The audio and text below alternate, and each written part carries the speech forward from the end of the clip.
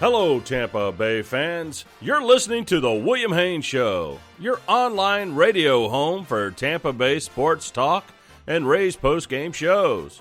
Stay tuned throughout baseball season for live coverage after most Rays games with comprehensive coverage of all 162 games from April through October.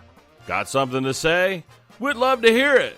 Give us a call, internationally toll-free.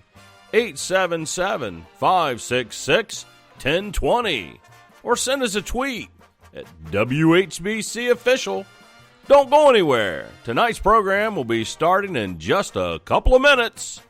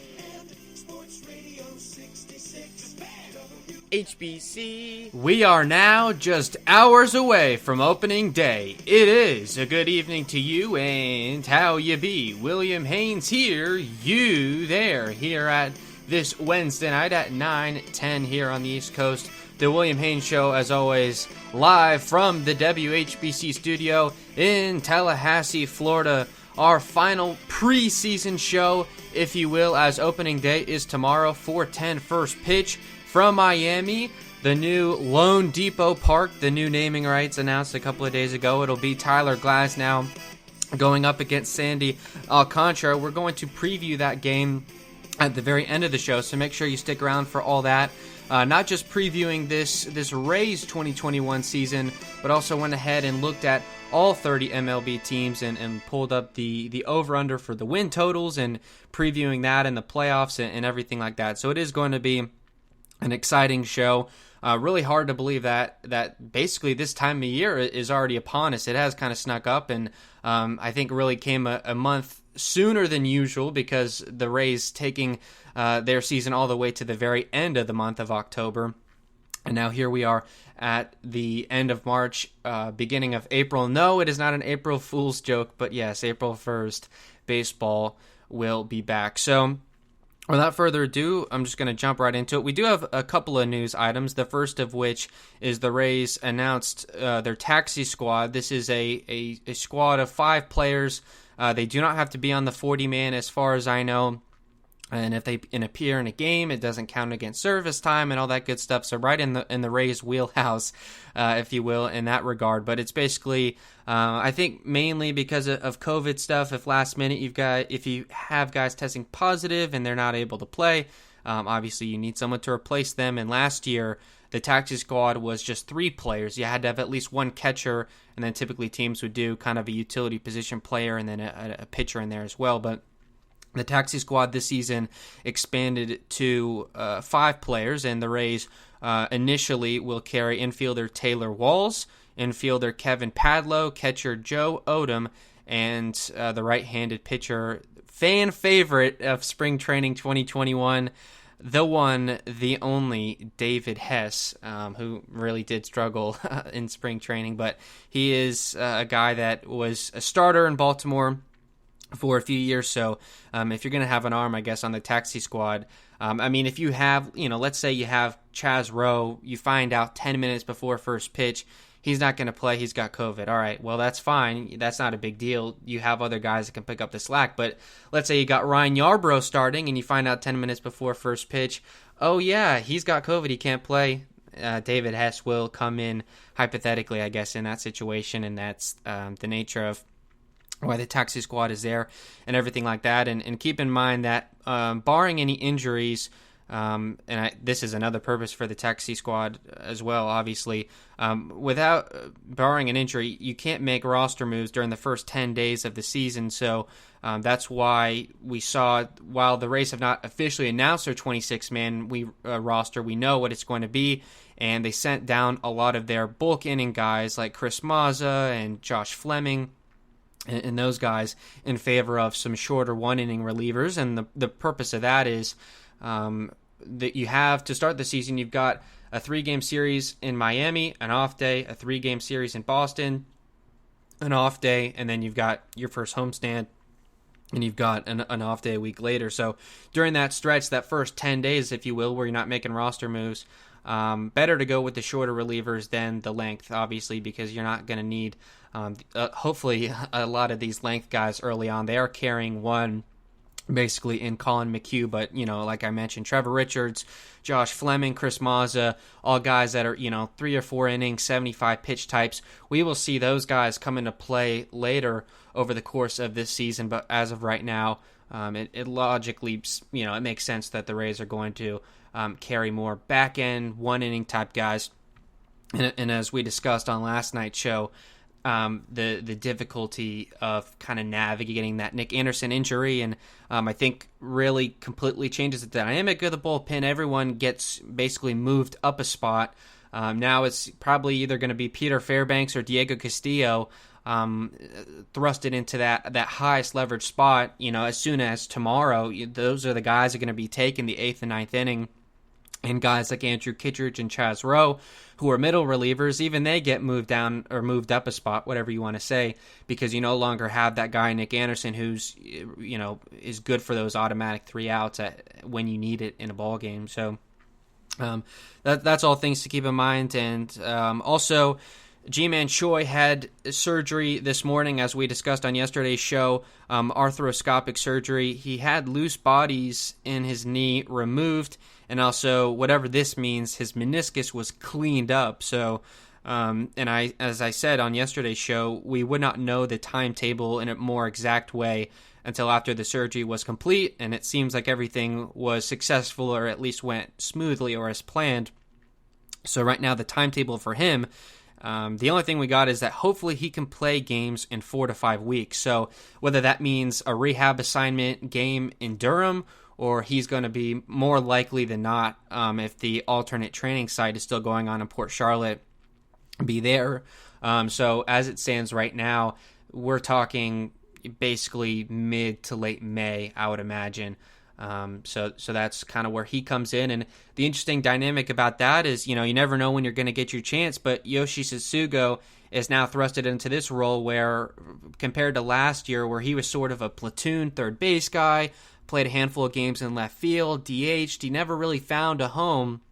He's the second highest paid player on the Rays this season, and it looks like now he's going to be, at least early, the mainstay over there at first base. I would imagine that he is going to hit leadoff in the order as well. Kevin Cash has discussed his desire to give Yoshi some comfort through the form of consistency. Even Cash mentioned that that's not something he likes to do.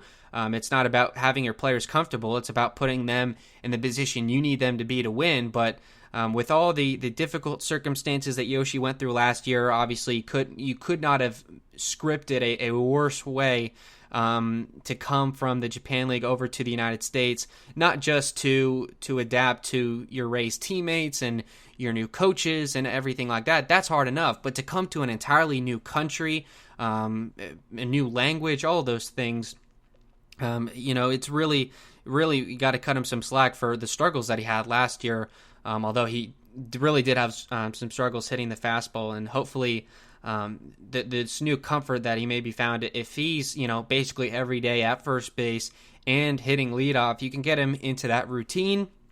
and hopefully he'll be a little bit more comfortable. I thought overall had a decent spring training. Batting average or on base percentage, none of that for spring training really matters because you're just trying to kind of get ready for the season. But defensively, he did look serviceable over at first base.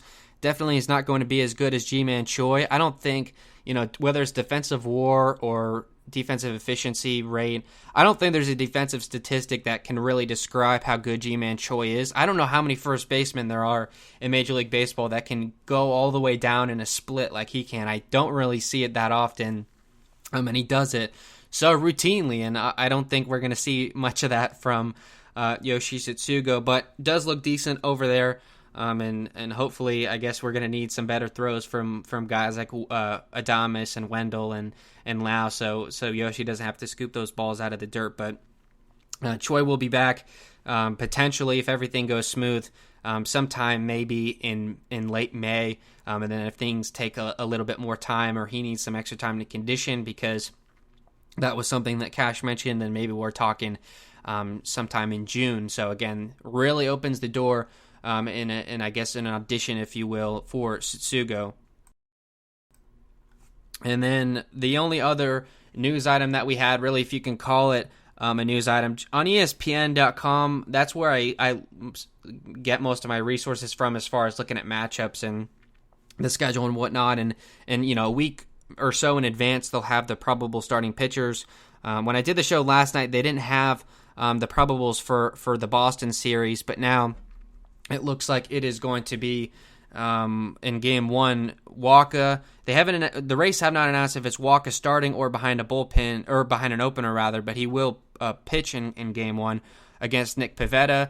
In Game 2, it's going to be Martin Perez, and then former Ray, Nate Eovaldi, will be pitching in Game 3. And then also something that I guess would just kind of appear today was Eloy Jimenez is going to pitch most likely for the Marlins in Game 3 on that Saturday game. Well, now the ESPN has taken it away, so I don't know either way. But I think in the depth chart they had Hernandez as the third pitcher. So what we know right now, tomorrow Game 1, Glasnow v. Sandy Alcantara. Game 2, Yarbrough against Pablo Lopez. And then in Game 3, like I said, it'll be Rich Hill with Chris Archer behind him against, it looks like, Eloy Hernandez. And then, as I said, the Boston series. And I don't know how accurate this is, but ESPN has also predicted the probable starters for the Yankees series, the opening day series, April 9th through the 11th. They have Corey Kluber going in Game 1 for New York, Domingo Germán in Game 2, and Jordan Montgomery in Game 3. And it looks like I was kind of, taking all the starters and, going 4 days ahead. It does check out, and it looks like we're going to be able to avoid Garrett Cole this time around, although we play the Yankees 4 games later. It's the Yankees 4 games against the Rangers, and then another 3 that time in the Bronx to play New York. So we'll keep an eye on all that, and I know later in the season that stuff isn't as significant news, but the fact that we've gone without games that count for months and months, and now so we're going to be going up against this guy and that guy. It is, I guess, kind of exciting. So that's really the news that we have. And now transitioning to the more kind of meat of the program, if you will, the MLB season preview. We're going to do the MLB now and then focus more on the Rays at the very end of the show. I got these numbers. I believe they came from DraftKings, the over-under win totals, if you will.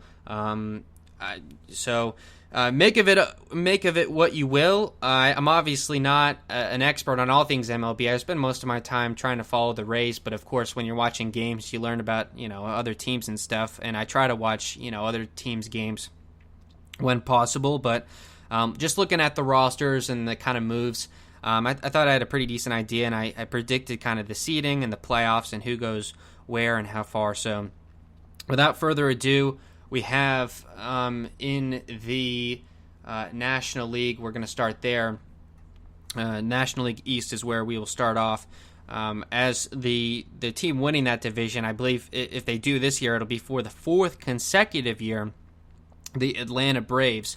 The over-under win total for them is 91.5. As we take a look at their roster, Their starting rotation is good. Max Fried is going to be the starter on opening day. They have Morton as well. Mike Soroka, who's on the injured list right now, but again, 162-game season, he'll come into play. Then they also added Ian Anderson and Drew Smiley. So I think 1 through 5, really, I think one of the better rotations in baseball, to be quite honest. And then you take a look at the bullpen. It is a bit iffy, though. Will Smith is going to be the closer, and he's been fine. They've got Chris Martin, A.J. Minter, but after that, some more unknowns. And then we know the outstanding lineup that they have, probably a top maybe 5 or 3 lineup in the National League. Travis d'Arnaud, Freddie Freeman, Ozzie Albies, Dansby Swanson. They signed Marcelo Zuna to a long-term extension. Ronald Acuna Jr., who could be potentially a 40-40 or a 50-50 player this year. And then, and they've got some other guys, Austin Riley and Christian Pache and guys like that. So really a really, really good lineup. And you combine that with what will be a really good rotation. The bullpen may not be fantastic, but the Braves aren't going to need them to be. So I think really, I know the National League East is considered probably maybe the most stacked top to bottom division in baseball, but I think this one is really quite clear who will win it, and I have the Braves. And then as far as the win total, I would take the over on the 91.5. That's just where I'm at right now. I think, like I said, they're a really good team, and I don't know about 100 wins, but who knows, they could get into the 94, 95 range. And in second place, I guess this one is a bit of an upset, but I know a lot of people are bullish on the Nationals. So I have the Washington Nationals finishing second in the National League East. The over-under win total for them is 84.5, so Vegas doesn't really have them finishing much better than 500, but you look at what they're going to be trotting out this year, and I didn't even really realize all the additions they had made until recently.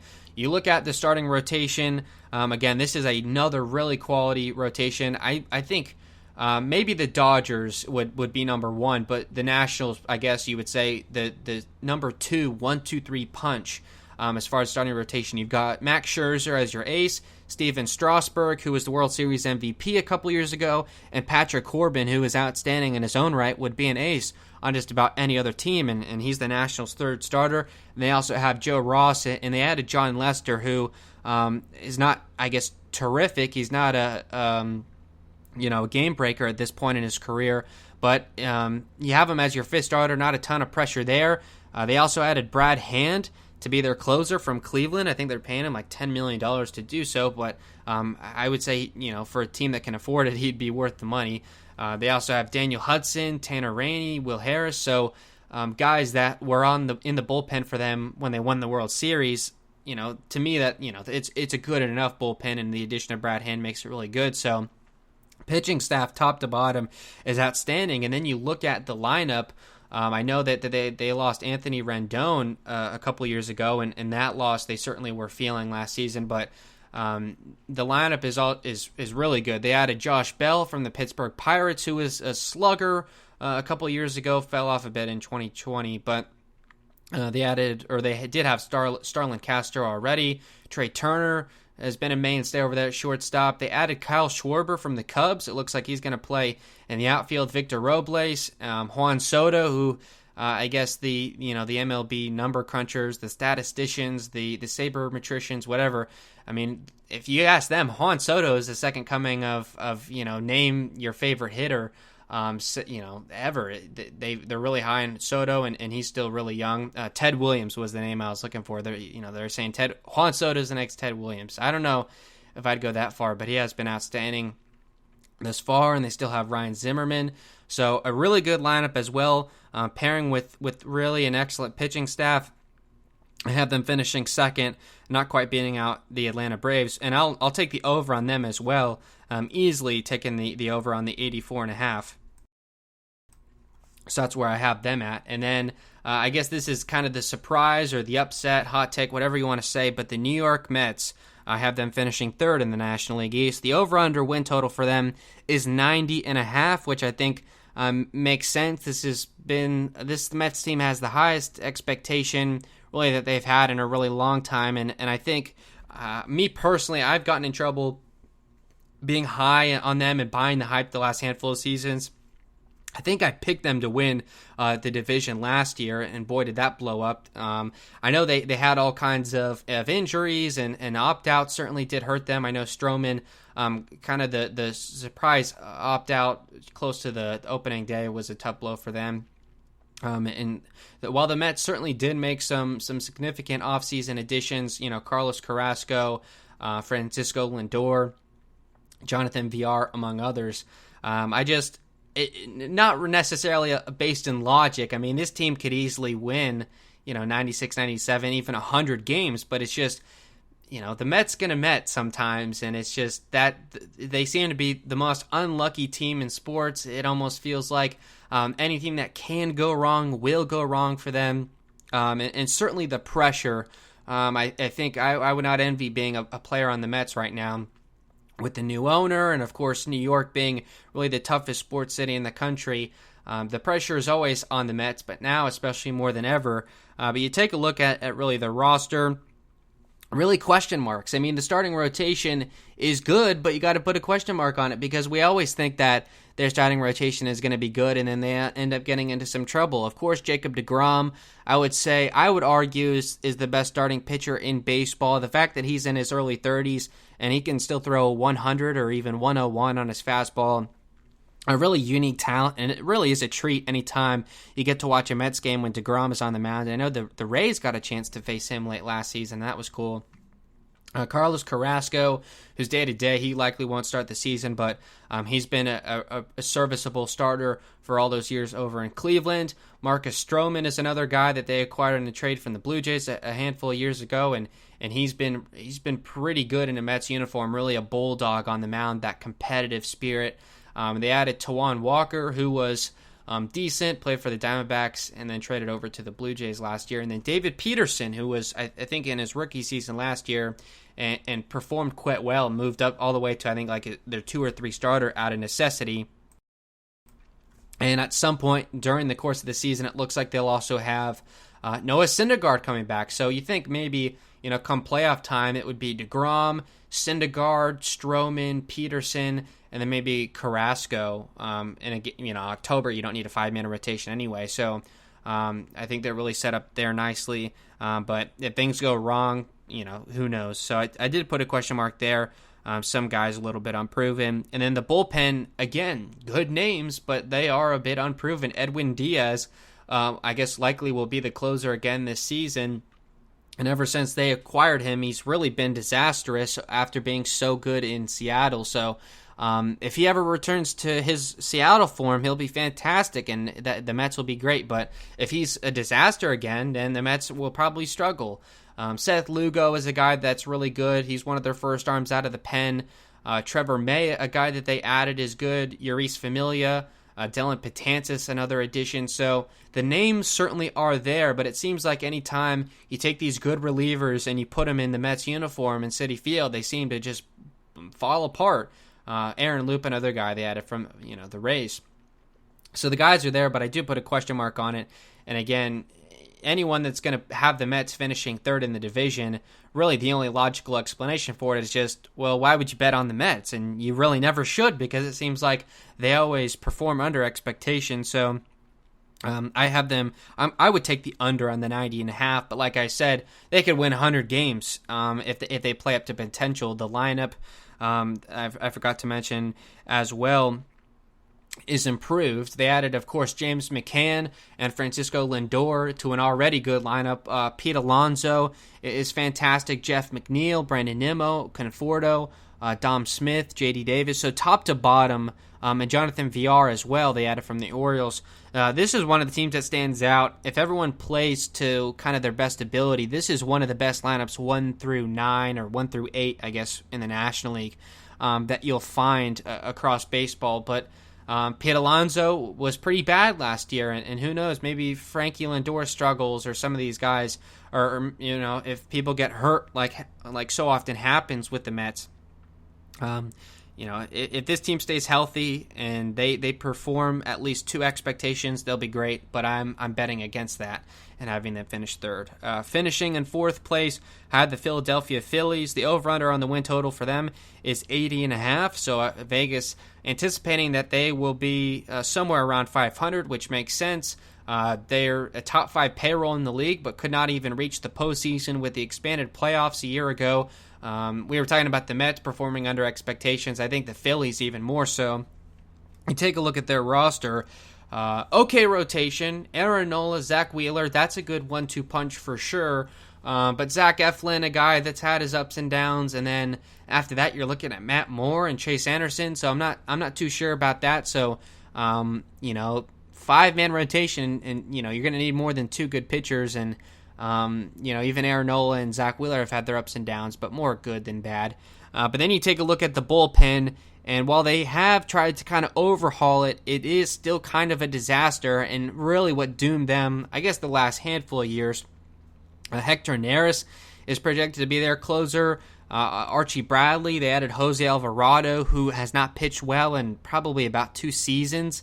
Vince Velasquez. So I would imagine this bullpen is going to be an absolute abject disaster again in 2021. And if it is, you really can't overcome that. Their lineup is good, but not that good. And again, if you've got a bad outing from Zach Eflin combined with a bad bullpen, I mean, if you give up 6 or 7 runs a night in that situation, there's really nothing you can do to overcome that. Their lineup is good, though.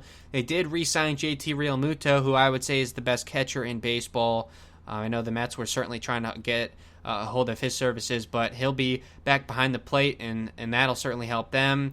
Reese Hoskins, a guy who's certainly aging. Gene Segura, Didi Gregorius, they were able to bring back. Andrew McCutchen, another aging star. Bryce Harper, of course, will always be kind of the face of this team. Brad Miller, former Ray, a guy that they brought in if they did not have him already. So the lineup is good, but like I said, I don't think they're going to be able to overcome the pitching. And it seems, I'm not, selling them short by any means. It doesn't seem like anyone's too high on them, but I think they'll at least finish higher than the Marlins. So I have the Phillies. I'll take the under on the 80.5. That would be a tough situation if they're finishing under 500 like that. But I would say, that's where they will finish. And then coming in last place, the Miami Marlins. The over-under on the win total for them is 71.5. So Vegas anticipating they'll finish about 10 games under 500. The whole roster really is young, and it's too early to kind of make anything of it. And I know with the new GM that they have, I know really anyone around baseball says that she's one of the more talented minds in baseball, and maybe she's able to turn around the franchise. But it looks like the rebuild, we're about halfway through, coming to the end of it. Maybe as early as 2022 they could be serious competitors, but in a tough NL East, that just makes it even more so difficult. And again, the rotation, a lot of young guys that we haven't seen. Sandy Alcantara, Pablo Lopez, Elisa Hernandez. Sixto Sanchez is not a guy I see in here right now, but I know he was an uber-talented guy that they actually got in that JT Realmuto trade, and he was fantastic, did pitch well against the Rays as well. Trevor Rogers, another guy that they have on the roster. So probably a decent, around average rotation. If they play up to expectations.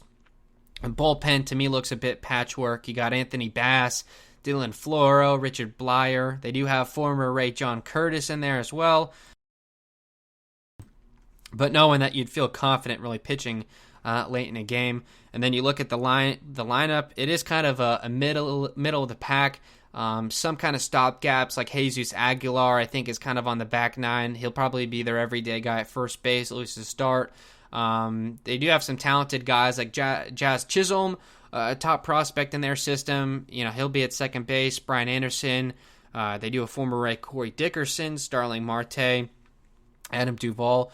So kind of surprising that they're not going more young. It's almost like they're trying to do the win now and the win later. But they're in the wrong division for that. Let's just put it that way. So I'll take the under on the 71.5. I just think it's going to be tough for them to string together a significant amount of wins. So again, I got the Braves finishing first, Nationals second, Mets third, Phillies fourth, and the Marlins fifth. Now moving on to the National League Central, finishing in first place. I don't think this is much of a surprise. I have the St. Louis Cardinals. The over-under for their win total is at 86.5. So, I think everyone would probably agree the National League Central is the worst division in baseball. I wouldn't be surprised if the team that wins the division has only like 83 or 84 wins, and meanwhile there's going to be a team in the American League that wins 90 and can't even get a wild card. It is kind of ridiculous. But I think the Cardinals are the team that will likely come out on top. I just think, more so speaking kind of overview, the Cardinals are probably the only team that I think would go in at the deadline. I think the other four, the Brewers would probably hold pat, but I think the Cubs, if they're performing poorly, they would sell at the deadline, as would the Reds, and the Pirates, if they have anyone left to sell, would certainly like to do so, but they've already kind of done that in the fire sale the last couple of years. So the Cardinals, even if there's a piece that they're missing, I would imagine they would be willing to go out and get whatever it is that they need. And that's, we'll talk about the American League East later, but that's another thing to me. That's why I would have the Yankees finishing over the Rays. Even if the Rays are close, but maybe they need something, they're not really going to go in at the deadline. They want to keep what they have. The Yankees, if their starting rotation goes bust and the guys they brought in are no good, they're gonna get other starters. They're gonna do whatever it takes at the deadline. So resources, I think, is one reason over maybe any other to behind the Cardinals. You look at their starting rotation. Jack Flaherty, who is one of the top starting pitchers, I know had a bit of a down 2020, but I know in 2018 and 2019, everyone was really high on what he was doing. They brought Adam Wainwright back for maybe one final ride. Carlos Martinez is coming back off of injury, and they've got a couple of other guys as well.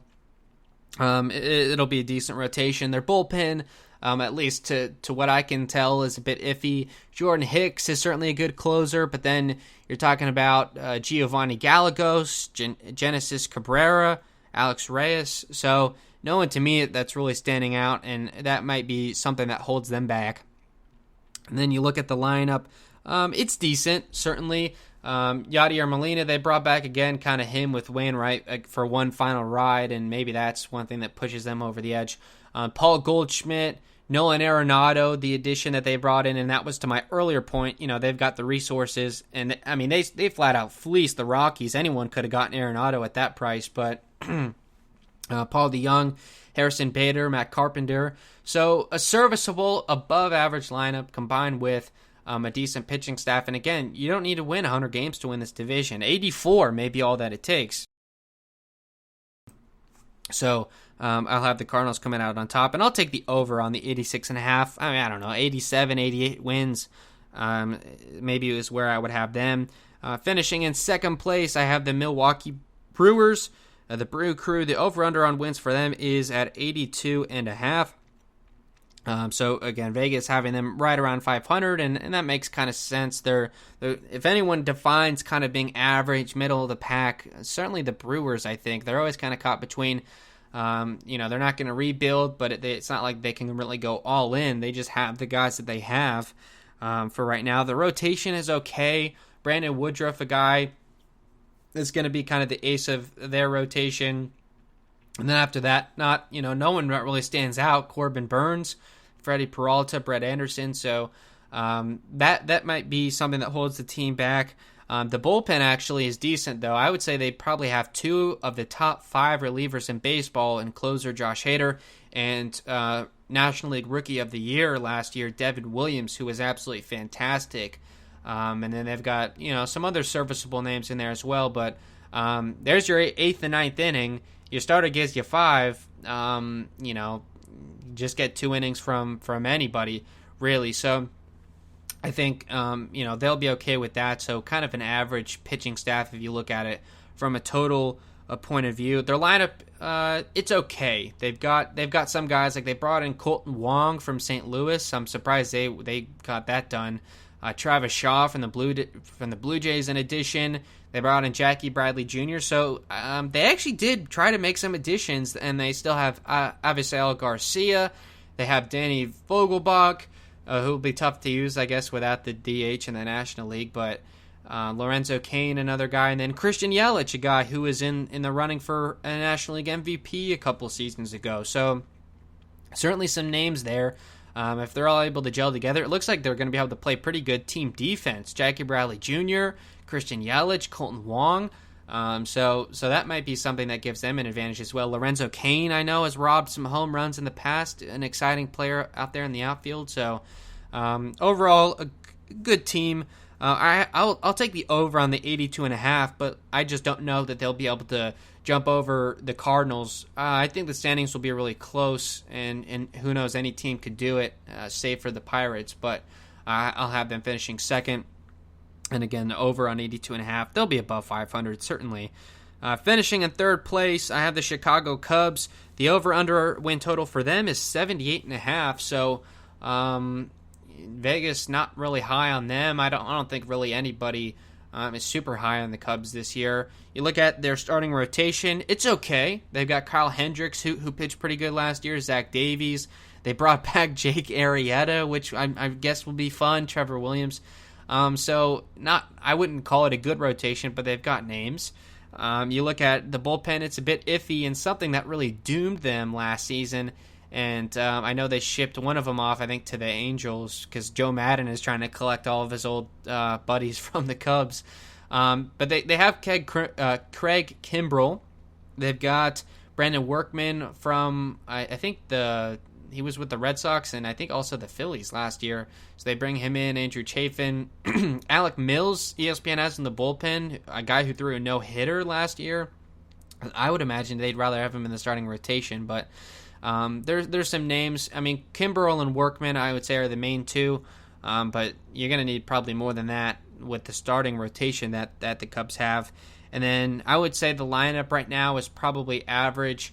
As I said earlier, losing Schwarber to the Nationals, and I would imagine if things aren't going incredibly well, they're going to ship off some of these guys at the deadline, guys like Anthony Rizzo, Chris Bryant, Javier Baez.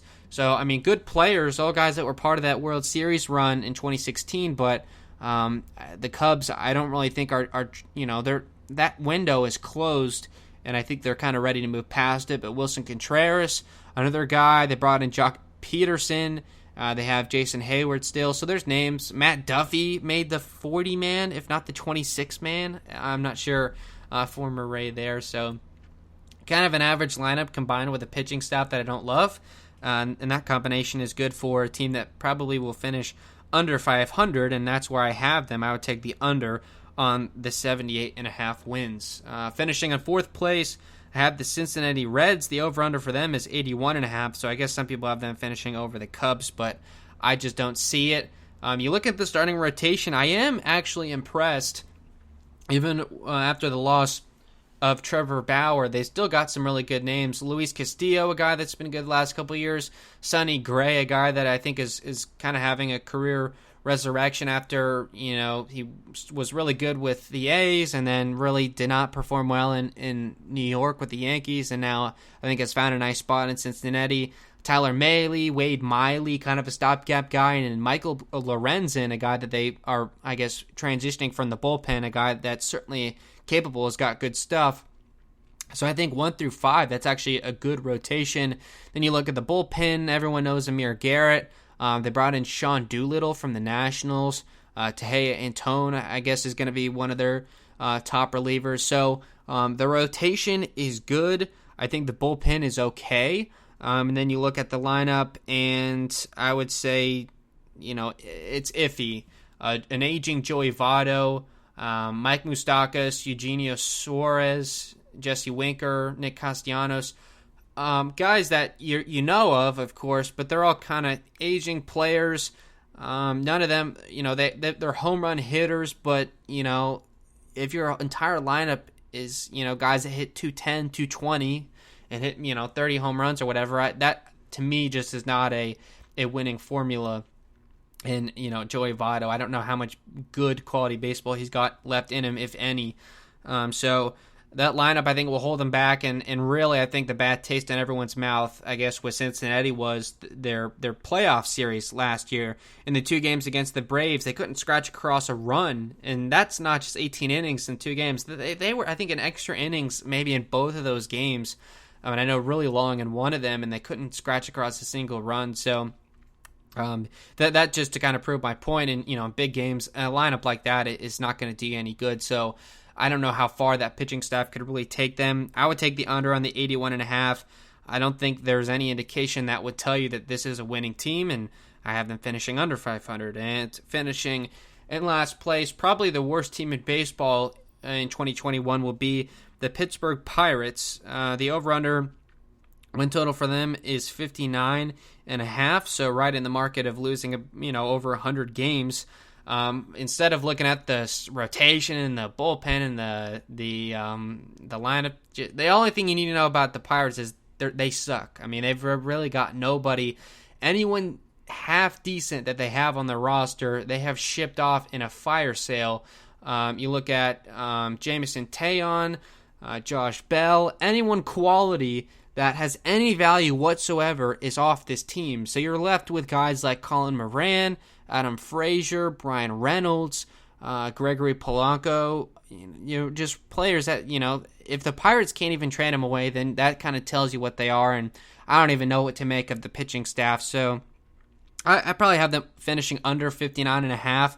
It's hard to lose 100 games, but the Pittsburgh Pirates are intentionally going to try to lose games. Obviously not the players, not the coaches, but the front office has incentive to lose. They're trying to lose right now. So, there's no reason to believe that they would win during that process. So I would have them, who knows, they lose 105 games or so.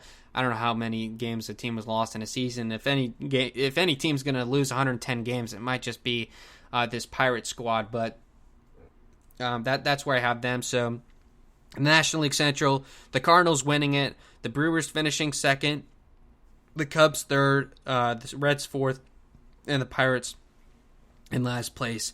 And really for this division, if they want to make the playoffs, you got to win the division.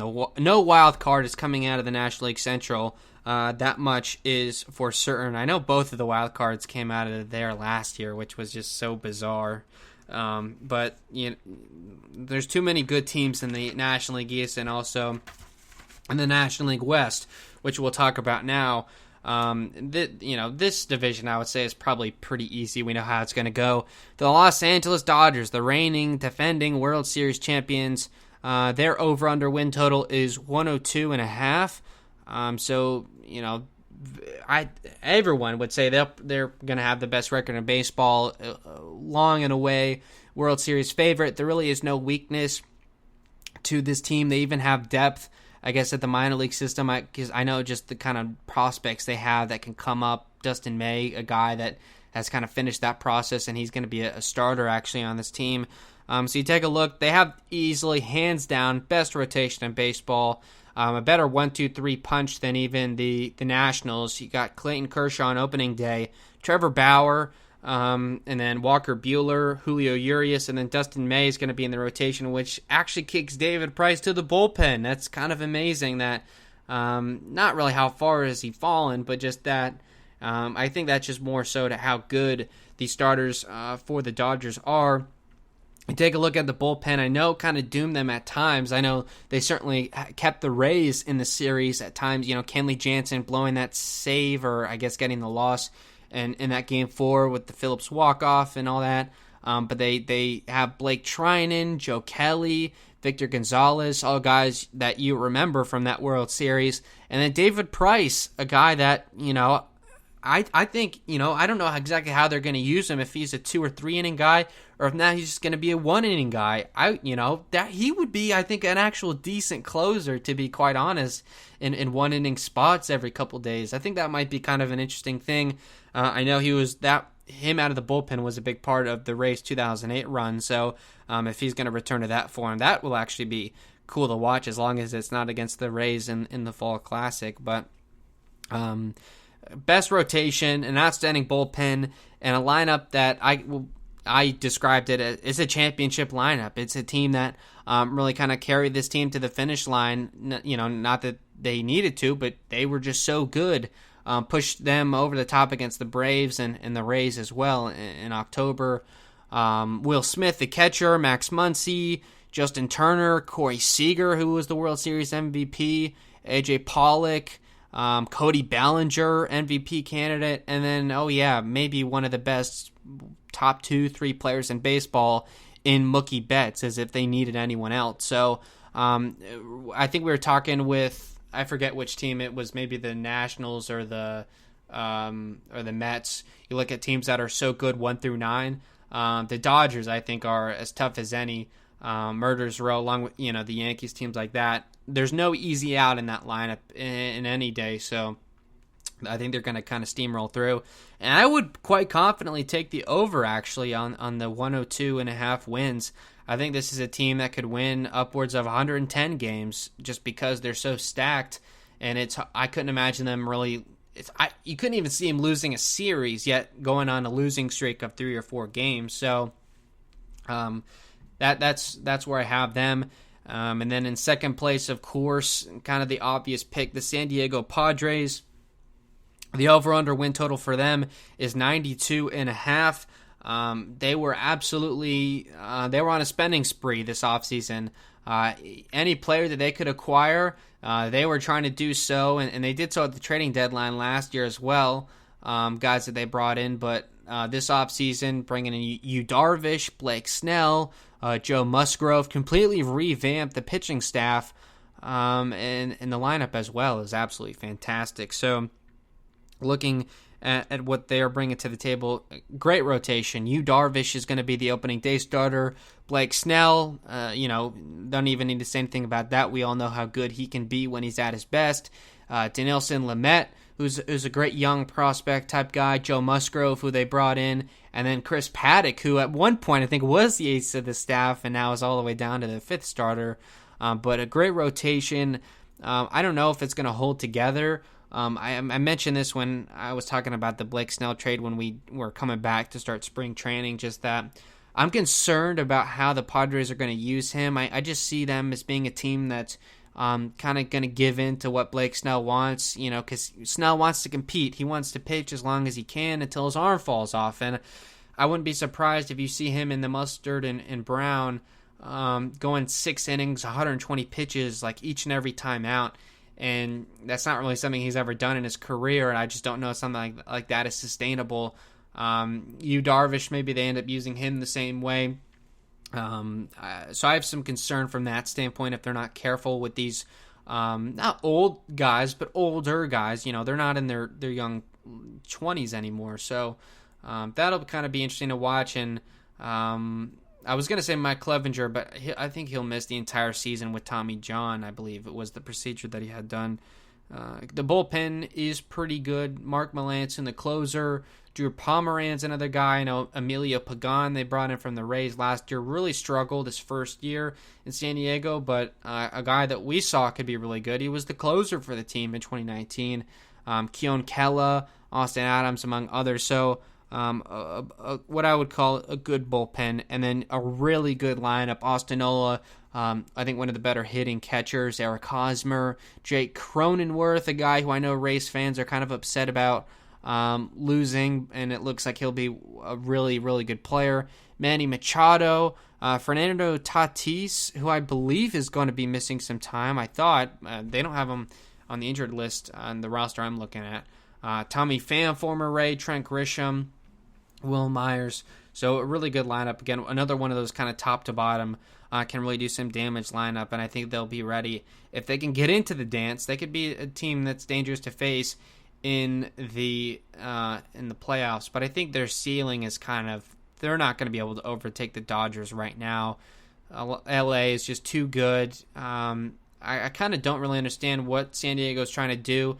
I know they have one of the more rich owners in baseball, and maybe that's why. But in a time where owning a Major League Baseball team, at least right now, is not necessarily a profitable business, why he's pushing all his chips into the table. But They're going to try and do this thing, but like I said, they'll make the playoffs, I'm sure, but winning the National League West is just not something that's going to be possible as long as the Dodgers have all these guys that they have. So I would take maybe the under on the 92.5. I have a hard time believing that they're going to be like a mid to high 90s in win total.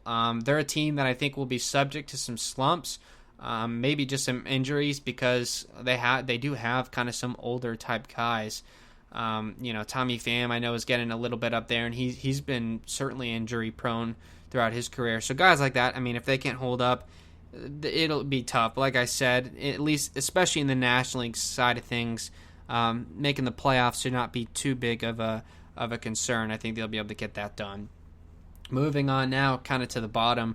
The top two teams are good. The rest of the three, rank them wherever you want. I think they're all bad. None of them have a shot really at the playoffs.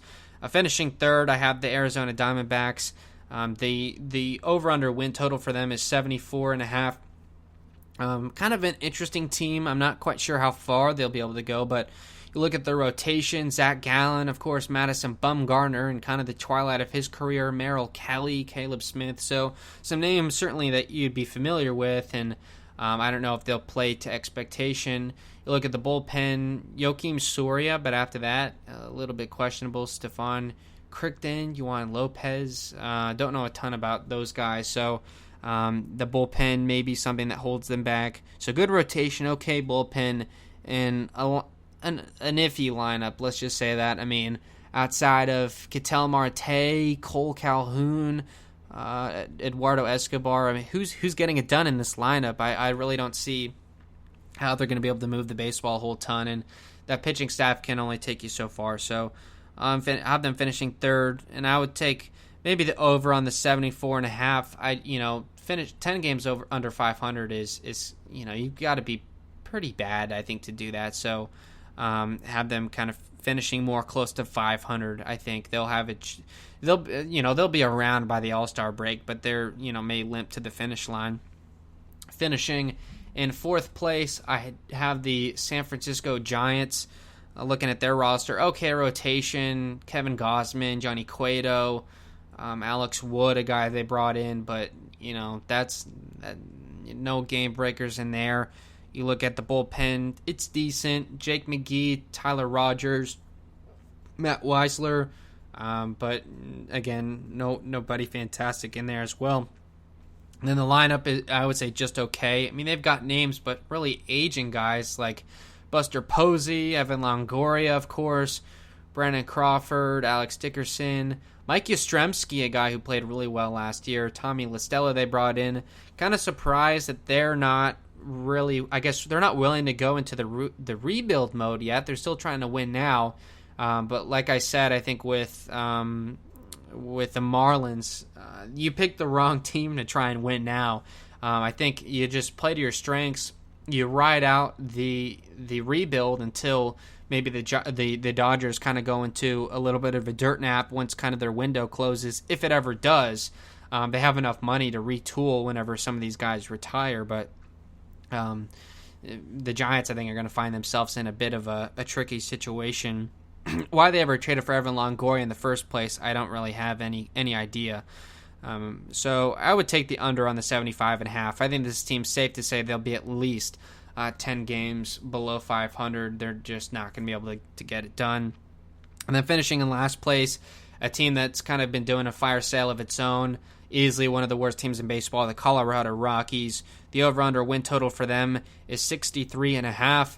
If your rotation, you've got Herman Marquez, former Ray, or he was in the Ray system. He's actually pretty good. Kyle Freeland, a guy who certainly had his ups and downs. And then after that, really falls off. So maybe one, and if you're lucky, two decent starters in that rotation. The bullpen, I think, is flat out bad. I'm not familiar with these guys too much, but their stats were not very good. We're talking, 5 ERAs coming out of the bullpen is not typically a good thing. Daniel Bard, Michael Givens, those guys. Carlos Estevez, I know. I was at a Rays game, not to go too far off on something, but early 2019 against the Rockies. Got the chance to sit down really close to the visiting bullpen, and Got to see Carlos Estevez like warm up like right in front of me. It was pretty cool. He's watching those guys in the bullpen is a unique thing because they're you see them on TV, but in real life there's these gigantic guys, and seeing guys throw like high 90s in real life is kind of cool. So Estevez is a guy that'll always be around in my mind. And then the lineup for them is pretty bad. They have CJ Cron, former Ray. And then Trevor Story really is the only decent player that they kept around. Charlie Blackmon as well, but everyone else, including Nolan Arenado, was shipped off. A team that's, I guess, going to go into a rebuild type mode. You would think, I guess, with their pitching staff, they would know how to navigate, I guess, playing in that stadium mile high than any other, but it's going to be a rough go for them. I would probably take the over though in the 63.5. That's just really low. I don't think they're Pittsburgh Pirates bad. So we'll see, but I would probably take the over. Like I said, if any, I think the Rockies have that kind of home field advantage just because they probably know how to win there, and teams I think do tend to struggle a little bit, when they go there. So as long as that's the case, I would probably, they're never going to be super terrible, at least for right now. So now the seeding that I have finishing in the playoffs, I have the Dodgers as the 1 seed. I think that's pretty clear. They may win 110 games. Who knows? I have the Braves as the 2 seed out of the East, and the Cardinals as the 3 seed out of the Central. And then from the wild card teams, I had the Padres snatching the 1 wild card spot, with the Nationals getting the 2nd wild card spot. So the playoff seeding would be the wild card game would be the Nationals at the Padres. I would predict the San Diego would probably win that game. You could put Snell on the mound, I don't know. But I'd probably have the Padres coming out of that game. And then in the NLDS, one of them, it'll be the Cardinals against the Braves. I would have the Braves coming out victorious in that one, and then the Padres advancing to their NLDS against the Dodgers. Dodgers easy, just like they beat them last year. And then, or I think it was actually the Braves that played the Padres. I don't quite remember. And then that would make an NLCS rematch of Braves and Dodgers, and I would pretty confidently take the Dodgers. The Braves were really close last year. They almost did it, but couldn't quite finish it off, and I'm not quite sure they'd be that lucky to stay around this time. So the Dodgers easily coming out of the National League to represent themselves in the Fall Classic. So that's how I have the National League. We're going to take a quick commercial break here. When we come back, we're going to talk American League, playoff predictions, all that stuff. And then at the end of the show, talking more Rays specific and previewing tomorrow's game against the Marlins. So don't go anywhere. We'll be back in a minute.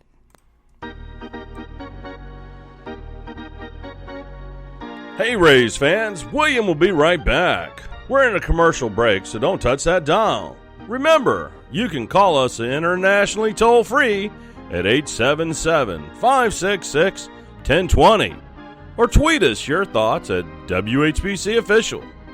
Also, we'd like you to stay tuned for William's other podcasting projects at speaker.com/user/WHBC.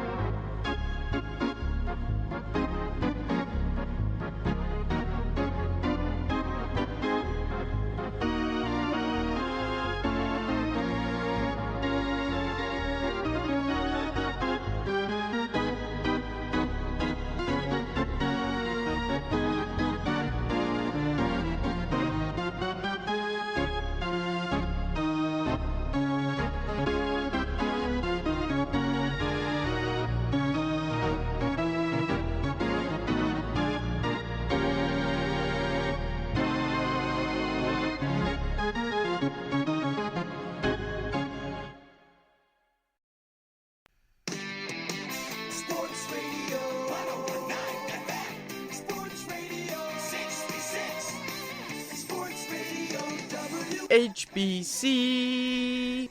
And at 10:07, we are back on the William Haynes Show. We continue now with our 2021 MLB season predictions. We head now over to the American League. We'll start in the American League West as we make our way back east, so we finished with the AL East last, of course. But in the American League West, in first place, I have the Houston Astros coming out on top. The over-under win total for them is at 87.5. I think that's about fair. They'll finish somewhere around there. You look at the roster, good rotation. Zach Greinke, they just re-signed Lance McCullers Jr. They brought in Jake Odorizzi. They have Jose Urquidy, Christian Javier. I think they've got some guys down in the system, I believe, as well. So certainly a good rotation. They're going to miss Verlander for sure, but a team that was good enough to get to the ALCS Game 7 of the championship series a year ago. So they've certainly got that kind of championship mold, if you will. Decent bullpen. Ryan Presley is back as a closer. Joe Smith, Eloy Jimenez. They brought in Ryan Stanek, which that's kind of surprising. So he'll be pitching in Houston. So that's to give you an idea. The bullpen is fine, and you probably remember those guys from the series last year. And then the lineup, it's the Houston lineup. It's those guys that have been there for this entire run. Martin Maldonado, Yuli Gurriel, Altuve, Bregman, Correa, Brantley. I know they lost Springer, but they've got plenty of outfielders. Tucker, Miles Straw. Yordan Alvarez is a fantastic designated hitter. Aldamis Diaz. So they've got all those guys still there. The fact that they're able to bring Brantley back, I'm sure, is a big deal for them. So I think the Athletics will be good as well. I know they have the same over-under win totals, but I have the Astros just finishing in first place because I think they just had that it factor about them. They've got those kind of proven guys. I think it's going to be interesting to see how it plays out. Of course, this is the first time since the 2017 cheating scandal stuff is coming out that they will be playing in front of fans. I know at least for now, it's going to be limited attendance. Rob Manfred said today he hopes for MLB stadiums to be at full capacity by midsummer. So that is something that could potentially happen. So all the fans booing them and all that stuff, kind of the shame tour of the Astros. But I think, honestly, they'll probably they'll feed off that. I don't think that's something that will cause them to perform more poorly. I think, if anything, it's going to motivate them more. They're on the road and everyone's against them. I would not be surprised if that's a thing that's a narrative this year is, oh yeah, the Astros, they've really all rallied together against the haters and they're, out to prove everyone wrong, blah, blah, blah. So for that reason, I think that pushes them over the edge. And I would have the over on 87.5. Whoever wins this division, I think we're talking, at least 92 wins or so. Finishing in second place, I have the Oakland Athletics. The over-under for them, their win total 87.5.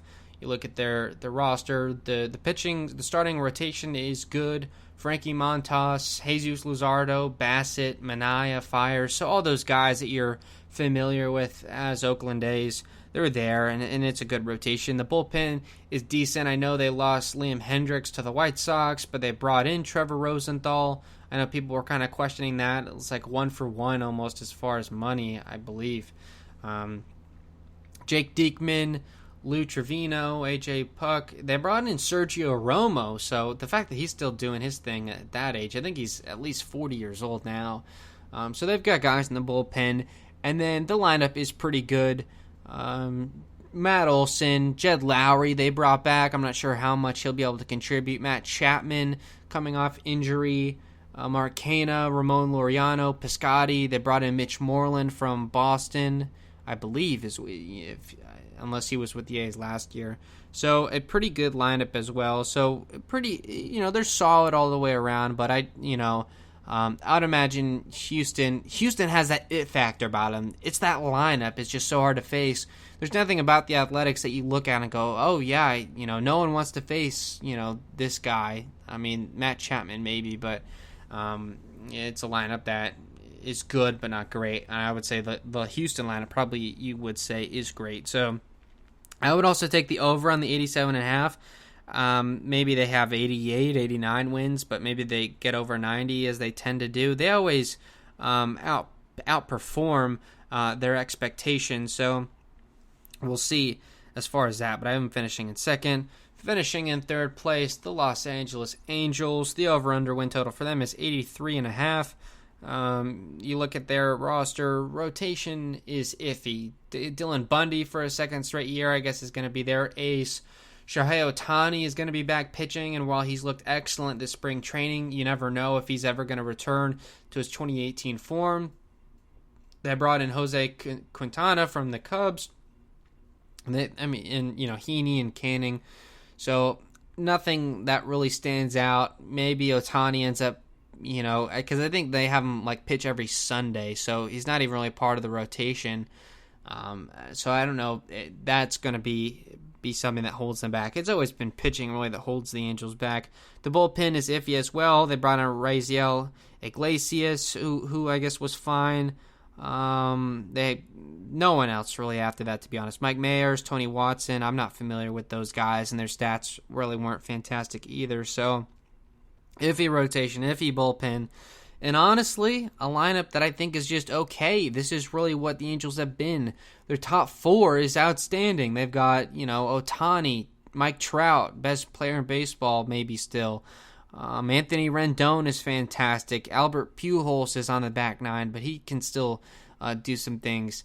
But then after that, Dexter Fowler, Justin Upton, seriously, David Fletcher, nothing really moving the needle. You've got a good 1 through 4, but the 5 through 9 is pretty bad, combined with a really bad pitching staff. And so, unless Joe Madden has any of that pixie dust left to sprinkle on this team, I don't really know.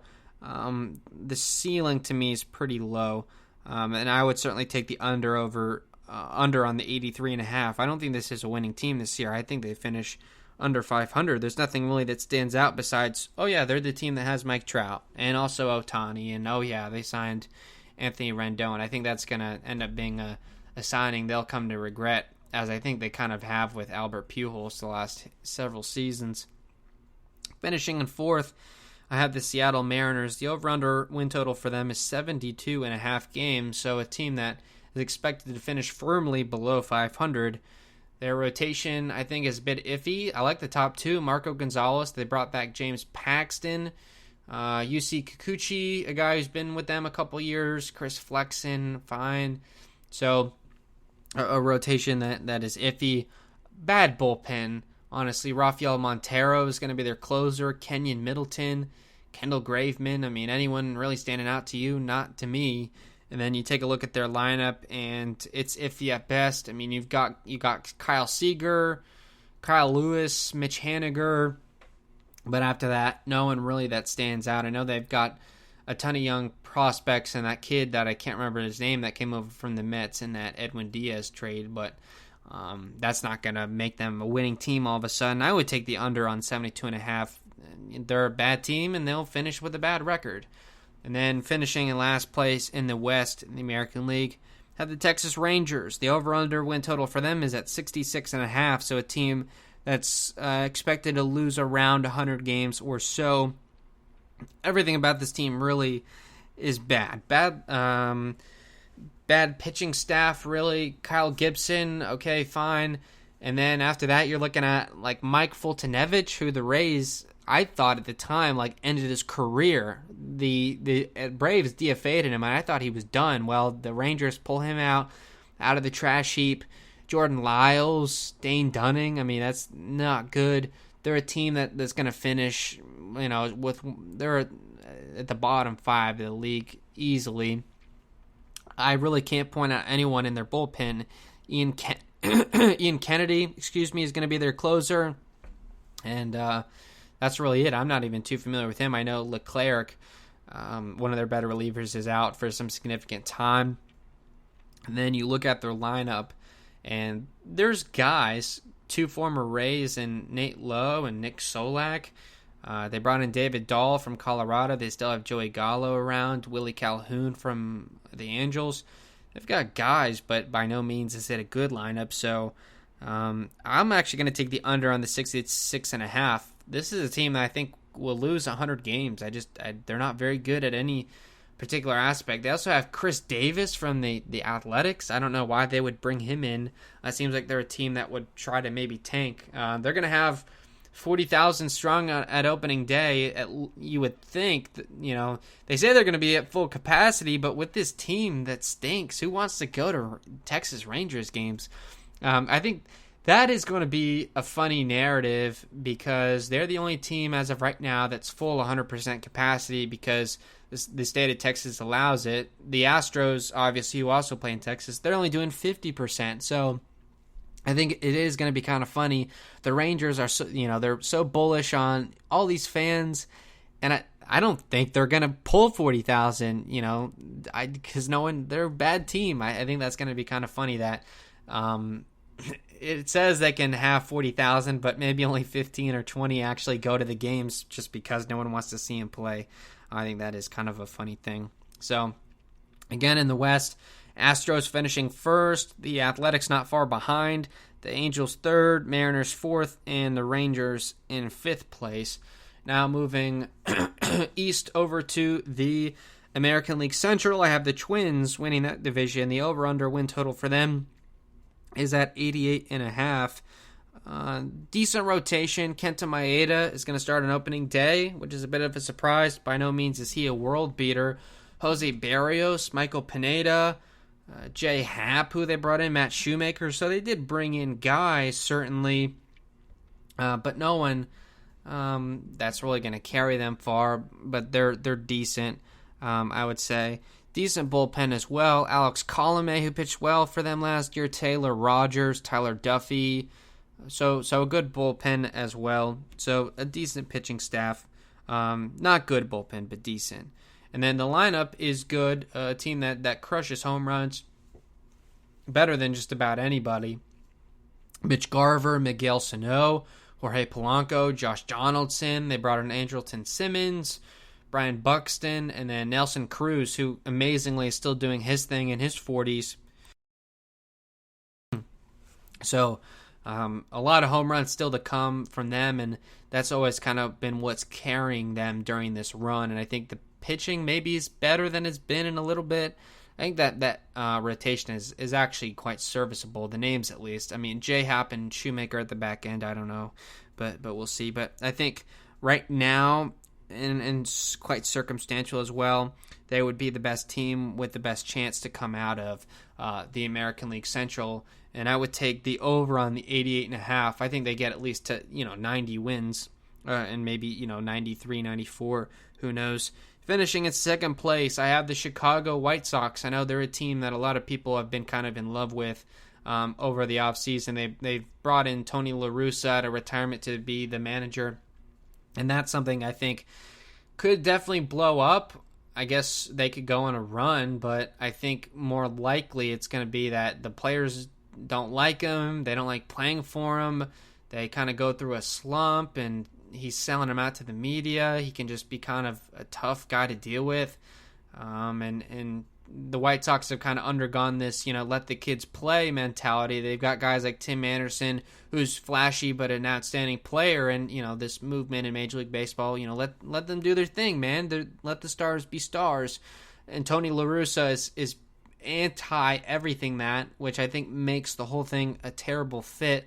But I know the owner, I guess, has always had a regret because he let his general manager fire La Russa, and now I guess this is his way of making up for him. That whole thing is just so convoluted, and it's a shame because it's really a good roster. I know they lost one of their star prospects, not Luis Robert, but the other one. I don't know, maybe I can't find his name, but a guy that certainly was going to be one of their top guys. I want to see if I can actually find that because I know it's gonna.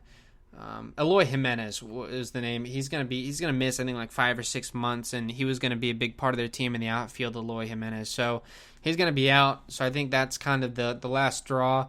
As far as they probably have a better roster than the Twins, but I think the Twins' continuity. They've got that former Ray as their manager, so. I think the White Sox could potentially be a mess, even with the great roster they have.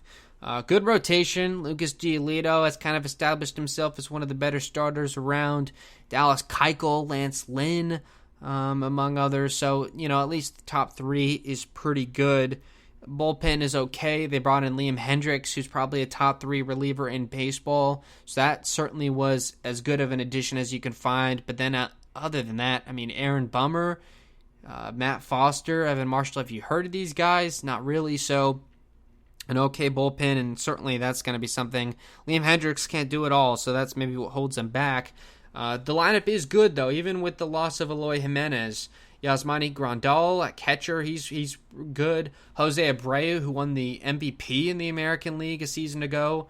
Yohan Moncada, Tim Anderson, Luis Robert, a young prospect who did struggle at times last year, but I think is really ready to come into his own. And then Adam Eaton, a guy who they brought in from the Nationals, and Tony Lewis is saying, I'm going to have him lead off because he can bunt and, all that stuff. So I don't know. To me, that's a mess, but the roster is good. Imagine if these guys weren't there. I might as well pick them to finish last, but their saving grace is that they're incredibly talented and really should be peaking at this. They're at that stage in the rebuild where this is the year. Although they did make the playoffs last year, and they could not beat the Athletics in that wild card series, but they would have advanced to the ALDS against the Astros if they could have come out on top, but could not. So maybe this is the year they come out on top. I don't have them winning the division, though. I do have them taking a wild card spot, but I would take the under on the 91.5. It's going to be tough for them, for sure. Potentially, we'll say that. Coming in third place, I have the Cleveland Indians. The over-under win total for them is 81.5, so a team that's like right at 500, basically.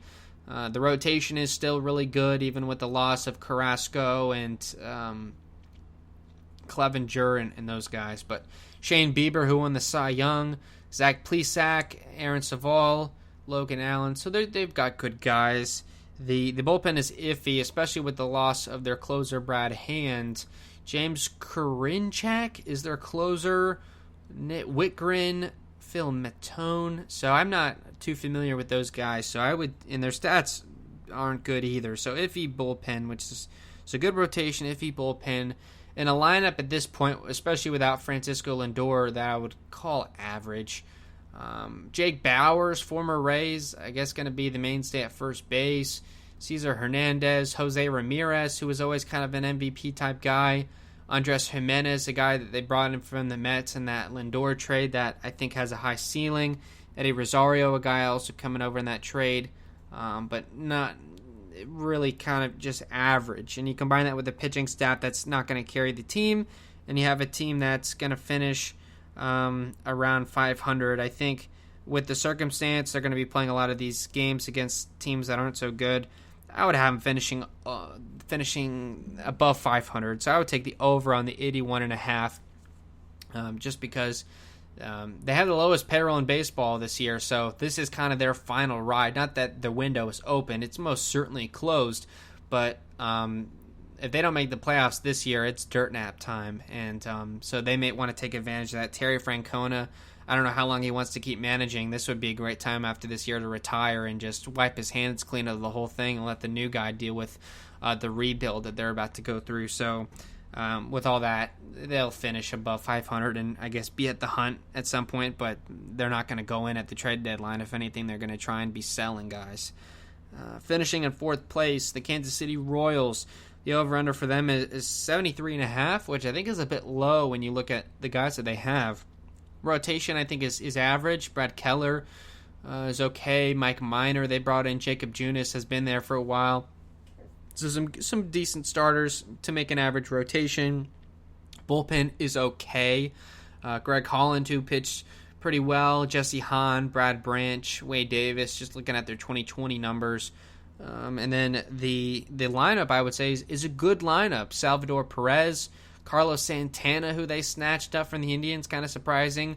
Whit Merrifield, Hunter Dozier, Adalberto Mondesi. They brought in Andrew Benintendi, Michael A. Taylor. Like, they brought in all these guys. It's kind of surprising, certainly a team that I think would, they're not going to finish 10 games below 500. That's kind of bizarre.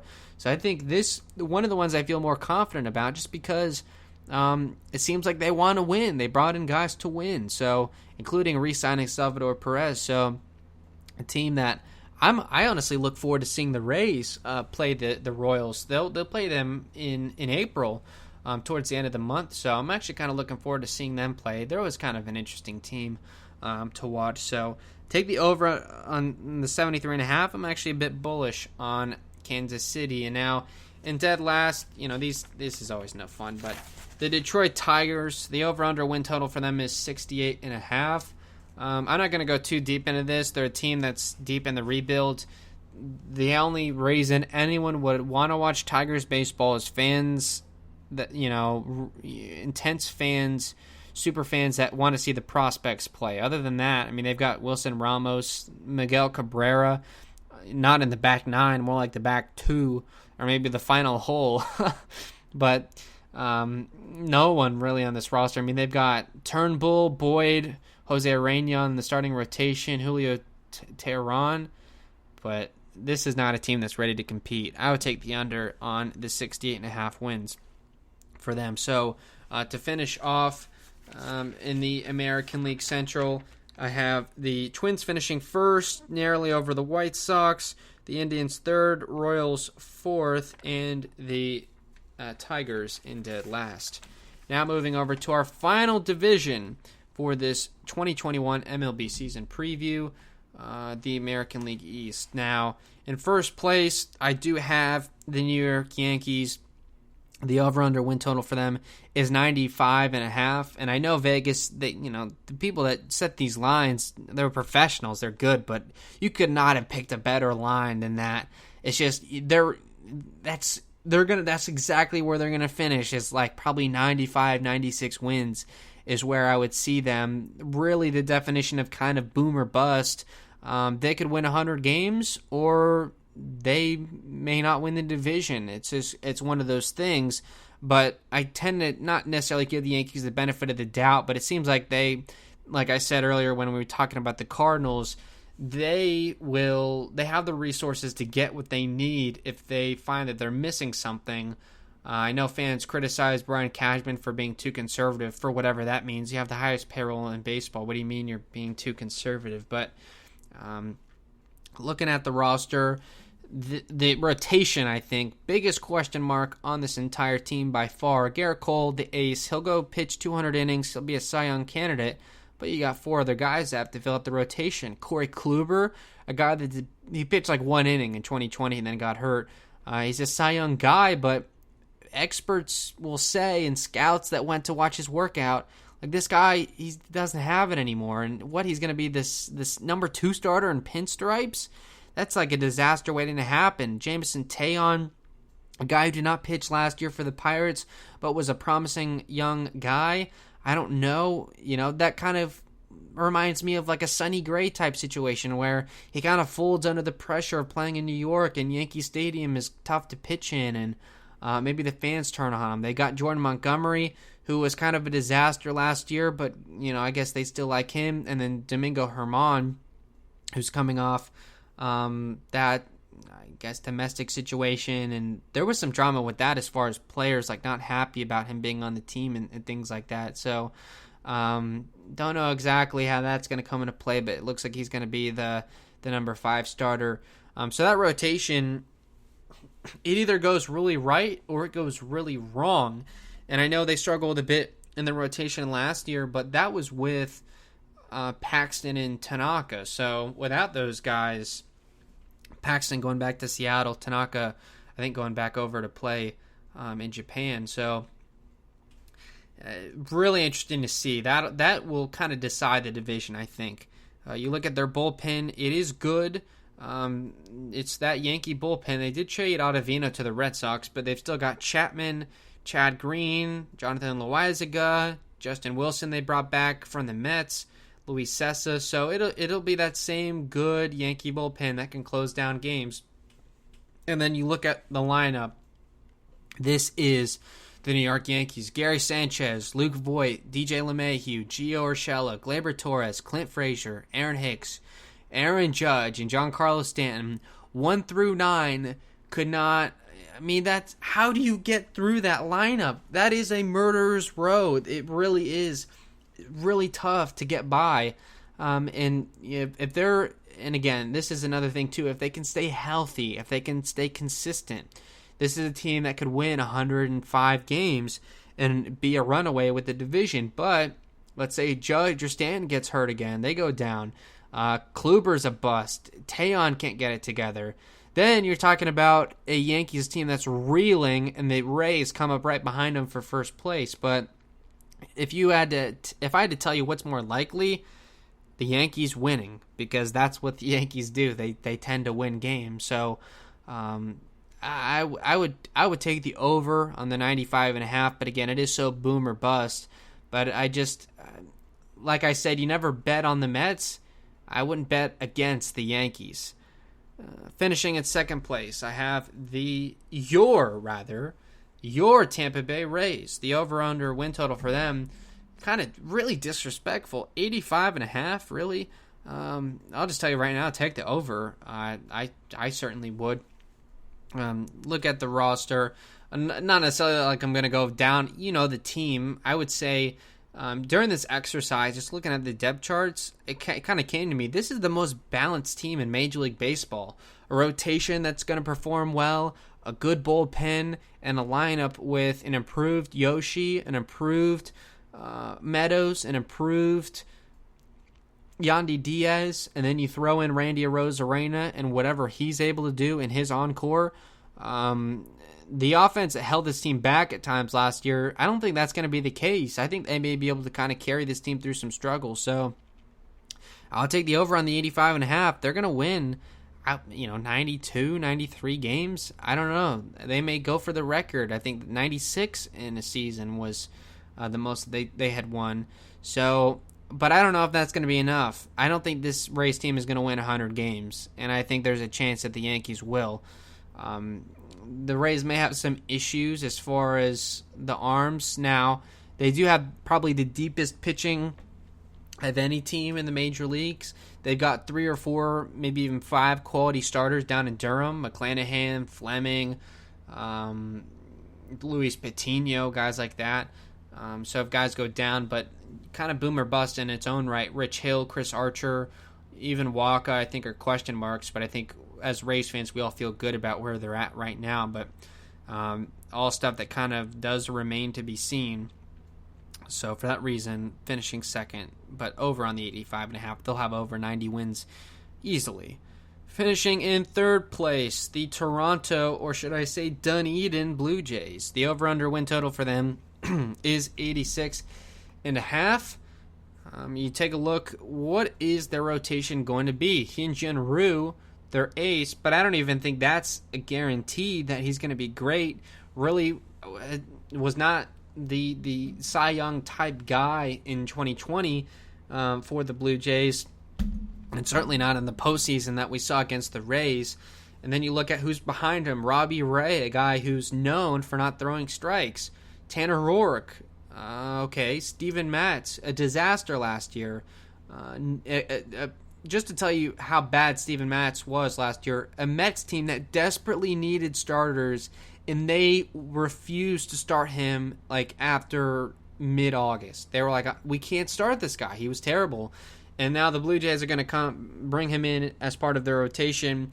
And then to round it out, a guy who's apparently not healthy to start the year, one of their top prospects, Nate Pearson, an absolute flamethrower, but I don't think it's really started a ton of games. He pitched a little bit out of the bullpen last year in his first major league action, so I don't know if he's going to be ready to be a consistent starter. So 1 through 5, I don't feel incredibly confident about any of those guys. And then you look at the bullpen, which was already iffy, but Kirby Yates, who was going to be their closer, just went down. So now you've got Jordan Romano, Rafael Dolis closing games, Tyler Chatwood, Ryan Borucki, Trent Thornton. So a bullpen that's going to hold them back.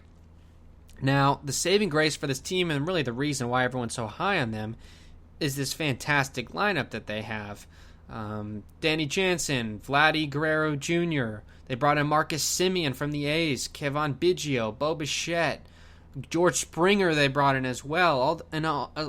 Bringing in Springer and Semien, and as well with the kids, Guerrero, Biggio, Bichette, that's going to be a dangerous lineup. But like I said, we're talking a situation that we kind of with the Phillies, that it's a fantastic lineup, but where are the outs coming from? It's just, to me, really concerning.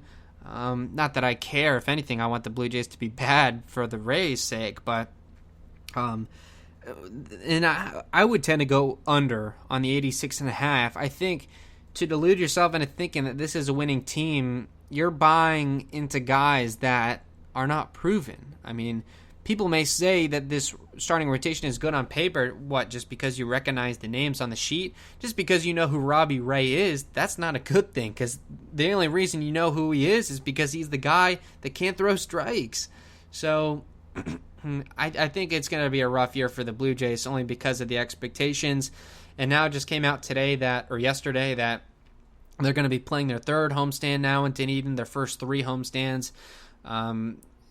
It's tough for the team. They kind of lack that identity. I know attendance has been down in Toronto, but they're Canada's team. So the fact that they're not able to play there, and maybe they leave Dunedin so they can go play in Buffalo again. I think, if anything, that works to their disadvantage. It's not like the Astros, where I think the adversity helps them. I think it kind of hurts them, because they're like, who are we playing for right now? Like, why are we doing this for? I think that, when the going gets rough, what do you look to? And you don't get to play in front of your fans. You don't get to go home ever to Toronto because of the nature of what's going on right now at the border. So, and who knows? Nobody knows if they'll be able to go back to Toronto this season. So all the things that work against them, the fact that people have them finishing above the Rays, the over-under win total, 86.5, is a game higher than the Rays. I think that is absurd. If there was a bet that you can make to bet on the Rays to finish higher than the Blue Jays, talk about betting the house. I would buy another house and bet it on that. I mean, there's no way the Blue Jays are getting ahead of the Rays. That is insane. But that just shows you national media how little they actually know about these baseball teams. It's unbelievable. Finishing in 4th place, I have the Boston Red Sox. Another team that apparently some people are high on. The over-under win total is 80.5. I think that's about right. They're kind of an above 500 or a little bit below team. The rotation is improved, but that's not really a compliment. Really couldn't have been any worse than it was last year. They've got Eduardo Rodriguez, the guy who did not pitch last year. A really unfortunate situation, a heart condition that he had. So they're going to try and kind of ease him in back to the season. So that could be tough, because he's one of the guys that I guess we're trying to lean on in this rotation, and his availability I think is a bit unknown. You just hope for his health. Nathan Eovaldi, a guy who's going to start on opening day. We all know about Eovaldi, but by no means, what is he going to carry this rotation, please? Garrett Richards, Martin Perez, Nick Pivetta. So guys that are decent, but not good. So, and then you look at their bullpen, it's okay. Matt Barnes, Adam Ottavino, Ryan Brazier, Darwinzon Hernandez. So they've got guys, but not a standout pitching staff. And then the lineup, obviously no more Mookie, no more Benintendi, no more Jackie Bradley Jr. So guys have begun to depart, but Bobby Dahlbeck, who'll play first base, a guy who absolutely crushed the baseball in spring training. Not looking forward to playing him. Kike Hernandez, they brought in. He's fine. Rafael Devers, Xander Bogaerts, Verdugo, JD Martinez. I don't know if he'll return to his form or if he's kind of on the back nine. And then they brought in Hunter Renfroe from the Rays. So, again, not a team that I think is going to finish above 500. I would take the under on the 80.5. And then looking at the last place team, the Baltimore Orioles, the over-under win total for them is at 64.5. This team, simply put, just like the Pirates, is bad. You got John Means starting on opening day. He's okay. Then you have Matt Harvey as your 2 starter. Are you kidding me? I know they tried to do this with Felix Hernandez, King Felix, and he got hurt. So they're going to put Matt Harvey now in the situation as he's trying to have some career resurrection. The bullpen is bad. The lineup, feel really great about Trey Mancini that he was able to beat cancer and now is back in a major league lineup. So every time we play the O's, it'll be cool to see Trey Mancini because that really is a great thing. But then outside of that, I mean, Santander, Mountcastle, they've got that catcher, Rutschman, that they drafted number 1 overall a couple years ago. I don't know if they're going to try and bring him up maybe sometime this year. But no one that really stands out. This is not a team that's going to be able to win games. So I would take the under on the 64.5. That they may lose another 100 games this year. Be right up there with the Tigers and the Pirates. So now where this takes us to the American League playoff picture, I have the Yankees coming out of the East as the 1 seed. I have the Astros out of the West as the 2 seed. And the Twins out of the Central as the 3 seed. I have the Rays as the number 1 wild card with the Chicago White Sox getting the number 2 wild card. So the wild card game in that scenario would be the White Sox at the Rays. I'd have the Rays coming out of that. Then in the ALDS, it would be the Twins against the Astros. I would have Houston winning that series as they did in 2020 in the playoffs. The Twins haven't won a playoff game in forever. And then the other ALDS, a rematch, Rays against Yankees.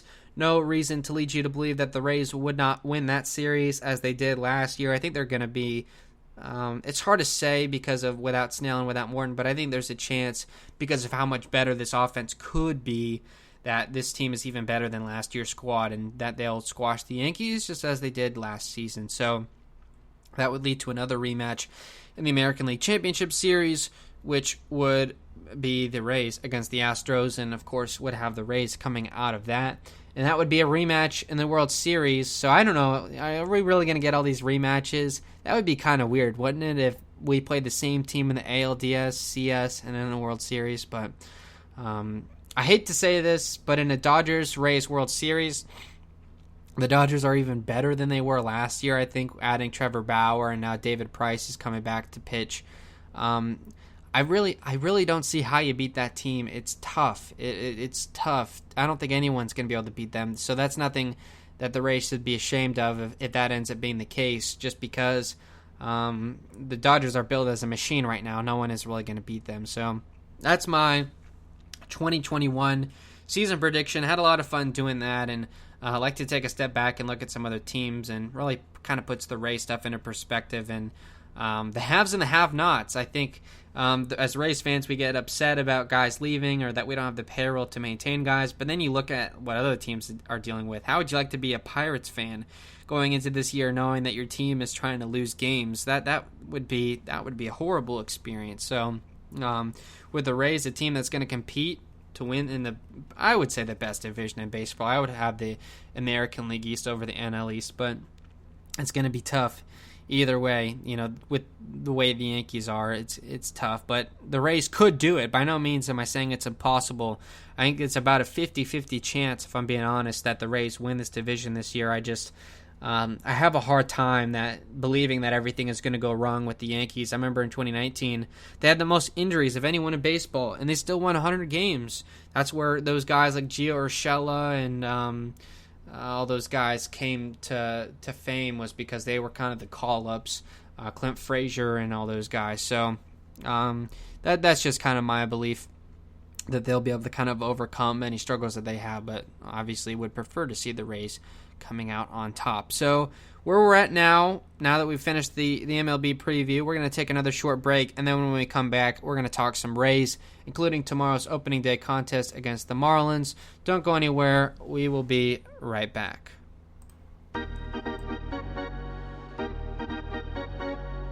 Hey Rays fans, William will be right back. We're in a commercial break, so don't touch that dial.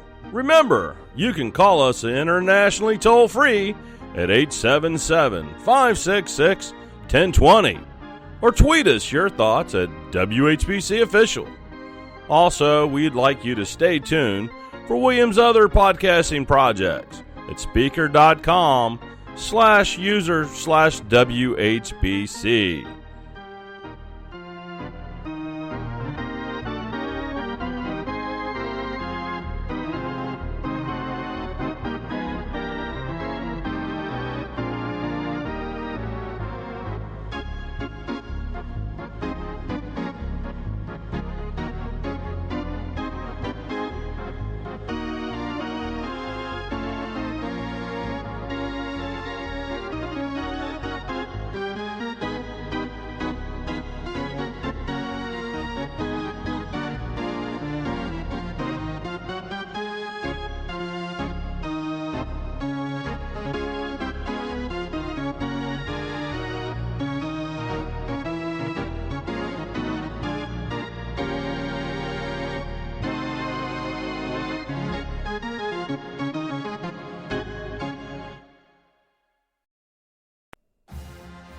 Are you a fan of Florida State University athletics?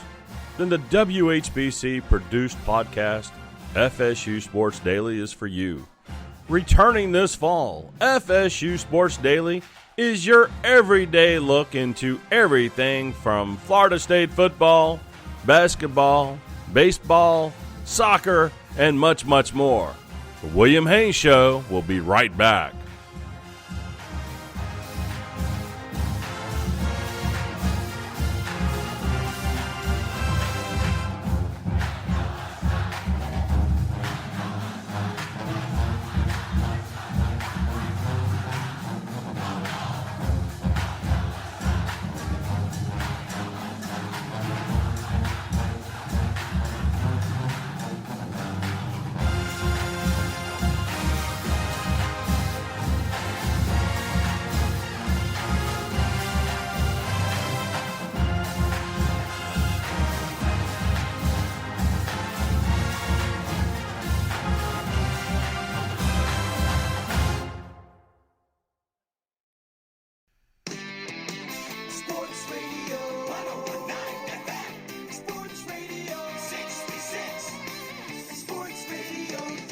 HBC.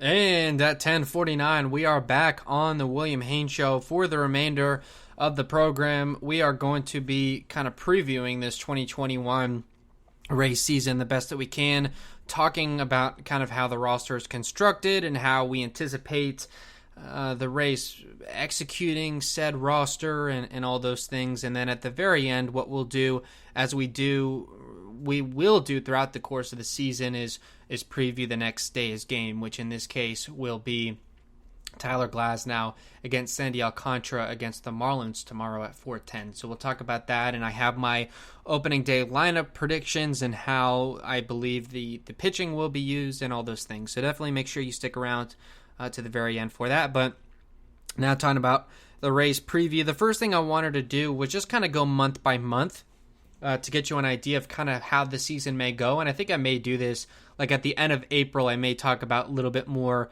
about how the month of May will look, and then at the end of May talk about June, so on and so forth. But just kind of a quick overview of all the months. We look at April, obviously starting tomorrow. I think this is a month that if the Rays play their cards right, and obviously with them being healthy and everything, there's no reason to believe that they wouldn't be able to do this. But this is a chance for the Rays to really get their feet underneath them to start the season and get off to a great start. So you play the Marlins, who is a team that I believe is going to finish dead last in their division. You know, maybe you win that series. It is kind of a crapshoot to start the year because who knows how it's going to go, but hopefully you take at least 2 out of 3, if not sweep them. Then you get a day off and play a Boston team in Boston that's not very good. Then you get another off day, and then you get that first homestand against the Yankees. You get it at home, and you will probably get them with their bad starters as well. You know, Kluber, Montgomery, and Herman. You get to miss Cole this time, and then you also get the Rangers, who are going to be a bad team. And then you go on the road. You got the Yankees, but then the Royals. And then at the very end, I think you get a nice little test. You get a legit challenge, and you get to really size yourself up with the rest of the league. You've got a homestand at the month of April. It's going to be against the Blue Jays, the Athletics, and the Astros. So thankfully you get that at home. You don't have to go on the road, and you get to size yourself up against some of those better teams. And, this is a chance to rack up wins, get in first place early, and then potentially hold on to the lead and not have to come back from behind. Those two series against the Yankees is a very good chance to put the New York on notice and say, hey, we're not a pushover. Just because this is next year, we're still going to put you in your place, just like we did last October. So I love the way the schedule lines up for April, and there's some off days in there as well. 3 off days in the first month before they have to go on that 30 games in 31 day stretch, which is certainly going to be a bit daunting to say the least. So we move on to the month of May. The first half is going to be a bit tricky, and the second half should hopefully be easier. So you've got that home series against the Astros to finish off, for that leading in from April. And then you got your first West Coast road trip since 2019, in fact. You got to play the Angels and Athletics, so those are going to be those like 9:30 Eastern starts, so all that good stuff. So, but those West Coast road trips can always be a bit tricky. It's just something that's different, and your body is not used to the time and all that stuff. So for that reason, it's going to be tricky. Then you come home, and you got a homestand against both New York teams. You got 3 against the Yankees, 3 against the Mets. And those are both teams that are expected to make the playoffs, and by no means is that going to be an easy series either. So you're going back and forth, east to west, and or west to east rather, and then you come back home and you got to play these 2 good teams. So that could be a 2-week stretch that gets kind of rough. And hopefully, if they stack those wins in April, it's not too big a deal, but we'll see. Then in the second half of that month, you've got a road series against the Orioles, which is fine, and then a 4-game series at the Blue Jays. But guess where that is? That's about 45 minutes north of Tropicana Field in Dunedin to play the Blue Jays. Now that their third homestand is going to be in Dunedin as well, I would love to get to go to that game, or one of those games. That would be fantastic, and I think that easily will be pretty much all Rays fans at those games. I think they're going to have about 1,000 to 2,000 fans. That would be fantastic in Dunedin against the Blue Jays. I'm looking forward to that. And then you also have a home series against the Royals and the Phillies, 2 teams that I think are they're good, but neither of them are going to be playoff teams. So that second half of the month is where they could kind of get back into the groove of things. Now moving on to the month of June as we get into the summer months. I think this is kind of your average month as far as the teams that you play. You're going to get 4 off days, which I think is going to come pretty standard this year. You've got to go to the Bronx, and then you're going to go to Texas to play the Rangers, where it might be full capacity, so that may be kind of neat to see that. You're going to have to go on the West Coast again to play the Mariners. You got to go on the road to play the White Sox. And then at the end of the month, you got a homestand against the Red Sox and Angels, which may be a time to pack on some wins. I would imagine they're really going to be able to find their groove at Tropicana Field. That would be nice, as they did last year. So kind of your average month, playing all different kinds of teams. Not easy, not difficult, somewhere in the middle. Now, in the month of July, this is the Rays' chance to separate in the American League East. They're going to play all 4 of the teams at least once. They have they got the Blue Jays twice. So more so the Blue Jays than anyone else. July could be the month where we get to bury them and put them behind. You got a road series to start, and then you got a home series against them later that week. You've also got a home series against the Indians, which should be pretty easy. You've got a home series against the Orioles, and then at the end of the month, which is exciting, you've got a home series against the Yankees and a home series against the Red Sox. That's what I mean. Maybe you get to bury the Blue Jays and Red Sox in this spot, and then also this is your chance. We're gonna the Yankee games this year are kind of spread out. It's not like we're going to be able to get the games over with. Our final series of the year, in fact, the first 3 days of October, is going to be in the Bronx against the Yankees. So this is going to be kind of our middle of the season kind of checkpoint. How are we sizing up against the Yankees? And thankfully it's at home, because we don't tend to play it as good against them in New York. And then as well, there's the The All-Star break gives a chance to reset in the middle of the month if there's some pitching concerns, things like that. Guys are a little bit fatigued, and there's also some short road trips too. There's a 3-game road trip, another 3-game road trip, and then a 4-game road trip. So we tend to see with the Rays, if they're like 8 or 10 games on the road, that's where you can kind of hit a slide. But if you're able to consistently come back to the Trop and regroup, I think that's great. So July is another chance to really make a difference. Moving on to August, as we get to kind of the back end of the season, there's some long road trips here in August, but you do have 10 games against the Orioles. So the fact that, you're playing 25 games or so, and 10 are against the Orioles, you should at least be winning 7 or 8 of those against Baltimore. You play Boston, you play Minnesota. You play Boston a couple times, actually. You're going to play them 6 times that month. But those 10 games against the Orioles, I think, is going to be kind of makes up for those long road trips, because they do have some pretty lengthy ones and trips away from Tropicana Field. So I think ultimately that could end up being a good month. And then we move now to September/October, because we will play the regular season into the first 3 days of October, as I said. So during this month, we will get turns at every team in the American League East, save for the Orioles. If games are needed to make up against them, like let's say we're behind in the standings against the Yankees, or God forbid the Blue Jays, or even the Red Sox, we get turns at all of them in case we need to make up games, which I think could maybe work against us if we're in the division lead, that they get a crack at us. But you want those divisional games late in the year. It's important. You got to win. You got to play your best baseball at the end of the year. Another saving grace as well is both of our series against the Tigers, for whatever reason, are in the month of September. A 3-game road set, a 3-game home set, or 4-game home set rather. So 7 games in this month of September against Detroit, a team that's going to be one of the worst in the MLB.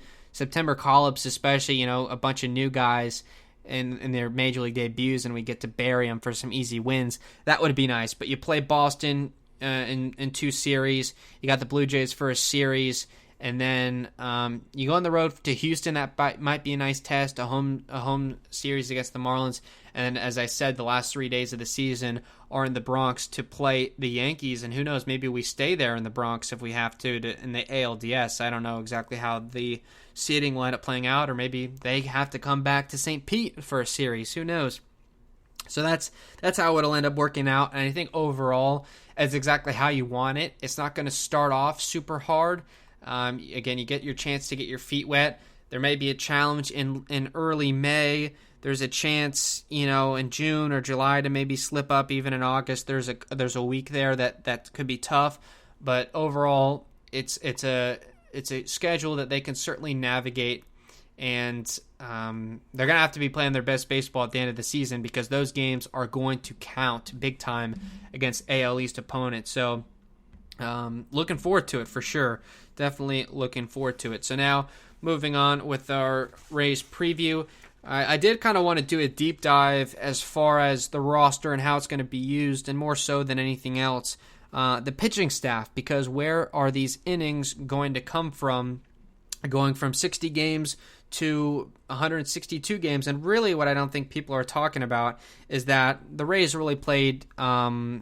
They played 80 games. They didn't play 60 games because they played like 18 playoff games. So, but they had to cover 720 innings, basically, or so last year in those 80 games.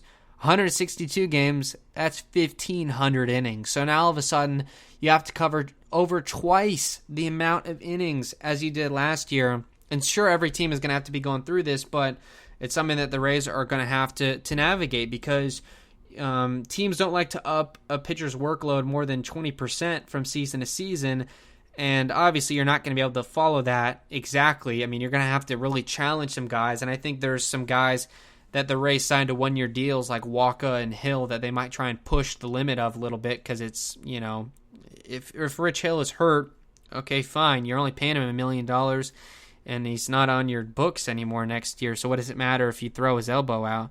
Not that the Rays want to do that, but I'm just saying there's some guys that are more expendable than others that they might try and push the limit to. Chris Archer is a guy that I think they're going to try and be careful with. He's the third highest paid player on the team, although he's only on a 1-year deal. But I think a guy that maybe they see a future with if they want to get him back under contract for the future. So again, 1,500 innings to cover rather. And how is this going to come from the starting rotation? Well, taking a look at the rotation as it is right now, Glasnow, Yarbrough, Hill, Harcher, and Waka. We start here with Tyler Glasnow. A season ago in that shortened season, he started 17 games with 86 innings pitched. Now, I included his postseason games just because I think you should. There's no reason not to. So that actually was a career high for him. So kind of funny that he pitched more in a 60-game season than he has in a 162, but that's mainly been because of injuries.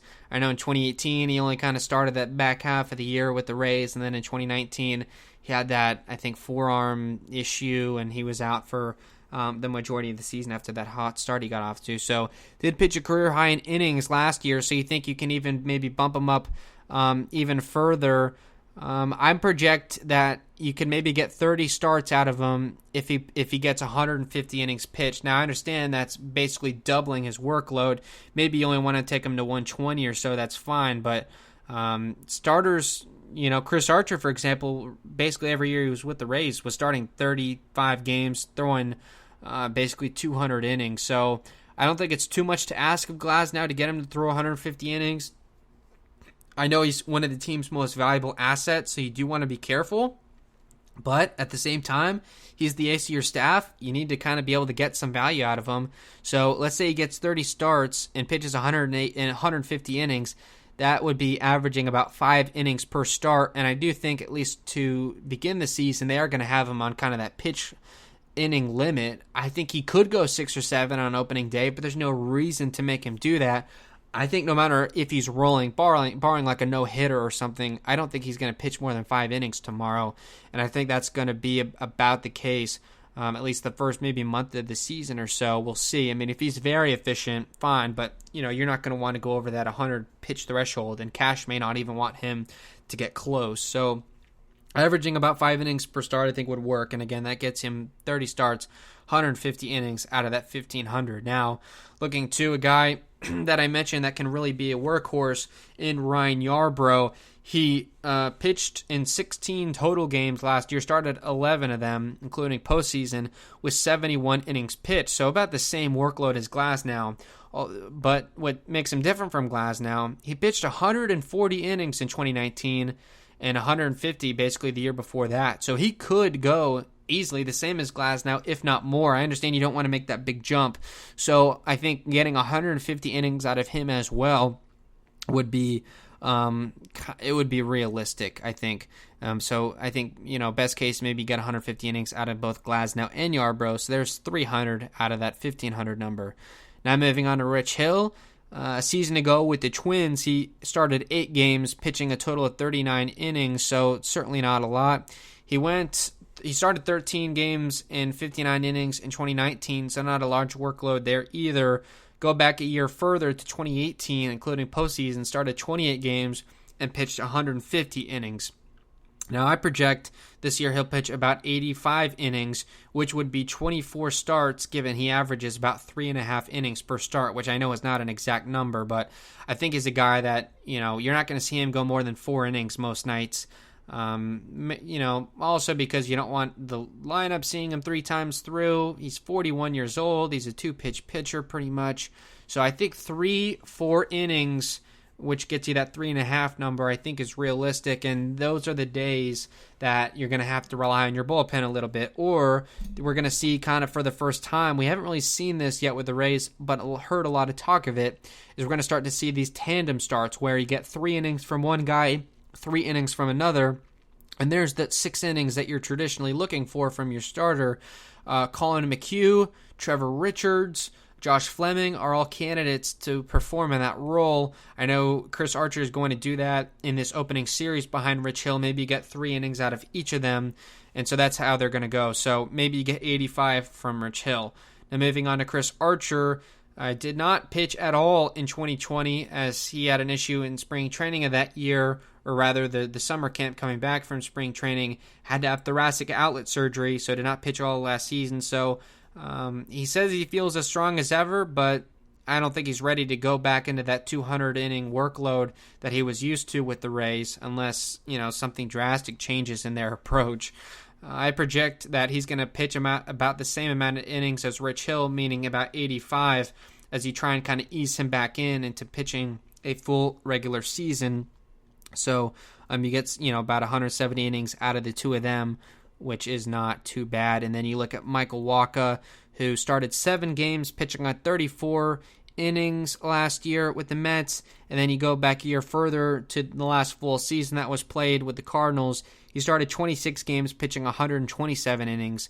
That was 2019, so he certainly can do that. And, you go back years past, I think he did hit 200 innings or close to it in like 2015. So he's a guy that can do it.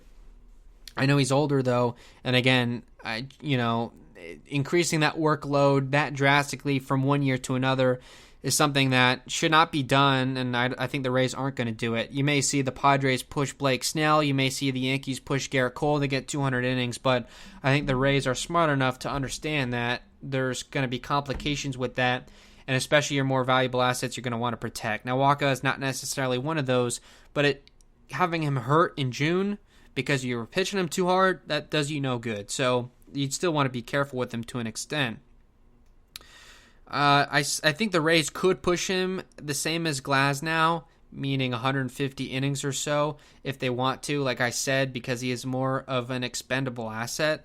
With these projections, the Rays would get 620 out of their 1,500 innings from their 5 starting pitchers, which I don't know exactly how that compares to a normal season. I think that's not bad. That's not a disaster. That leaves you with, basically 900 innings you have to cover.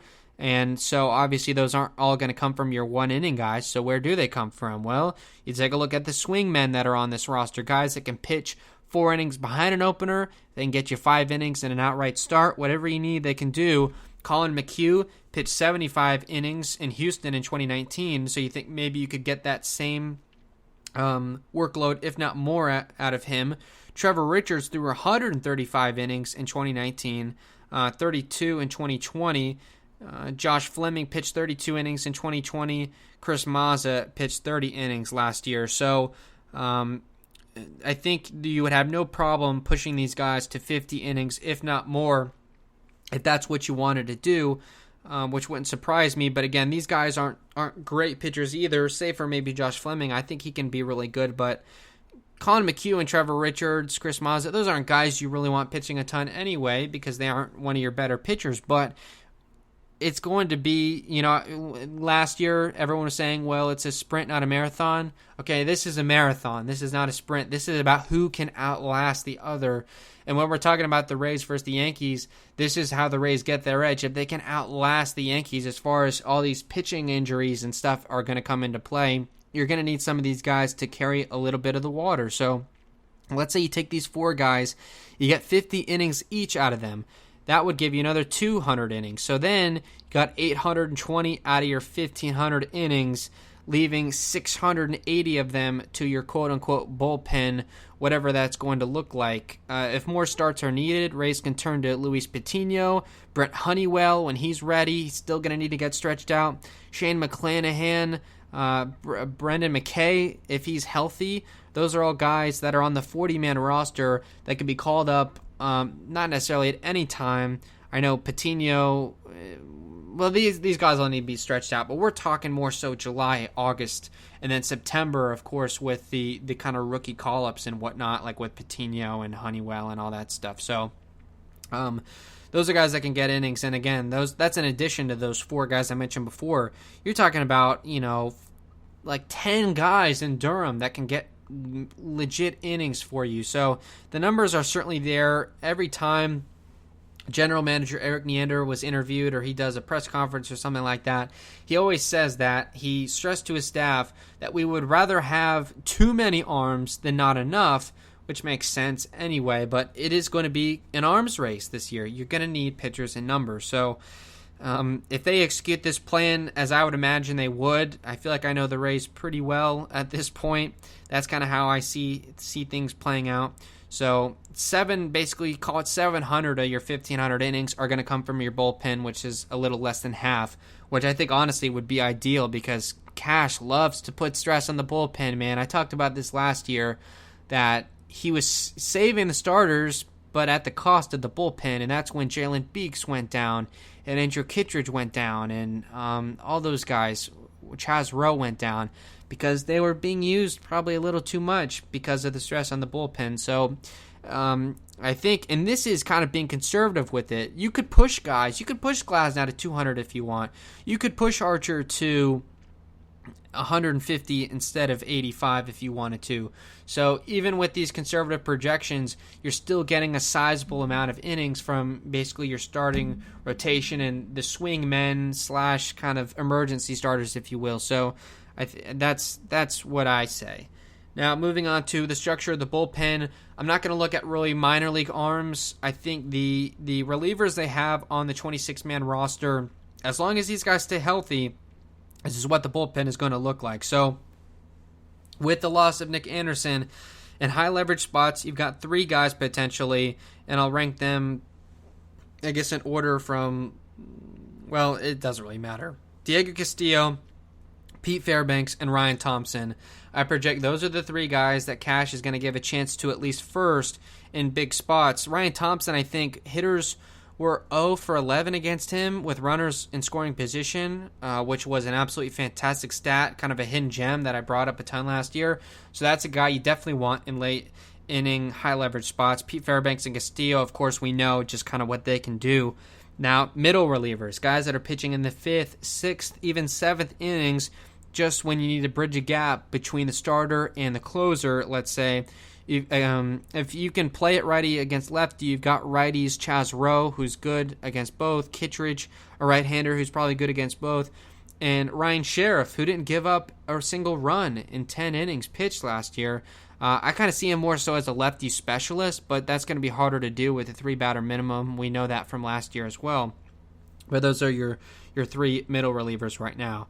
Now, as far as the 26-man roster is currently constructed, you've got 2 guys that can go probably 2 innings, or multiple innings, I should say, which could be even as far as 3.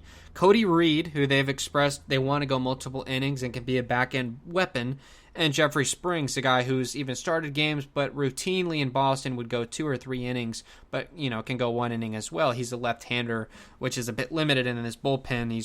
He's one of only 3 right now that throw from the left-handed side. And the only Bolt guy that is on the roster currently is Colin McHugh, a guy that I think is stretched to go 75 pitches right now.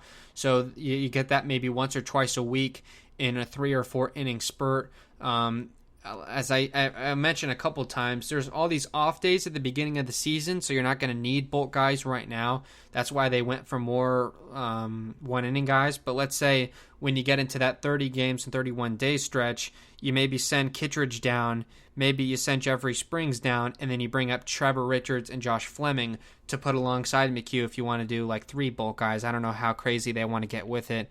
And certainly the Durham shuttle will be running in full form this season. So that's how I would imagine guys are placed. And of course, no one's role is ever fixed in this roster, especially in the bullpen, that everything is subject to change. Cash is going to give guys chances at all different kinds of situations. So that's just how I have things playing out right now.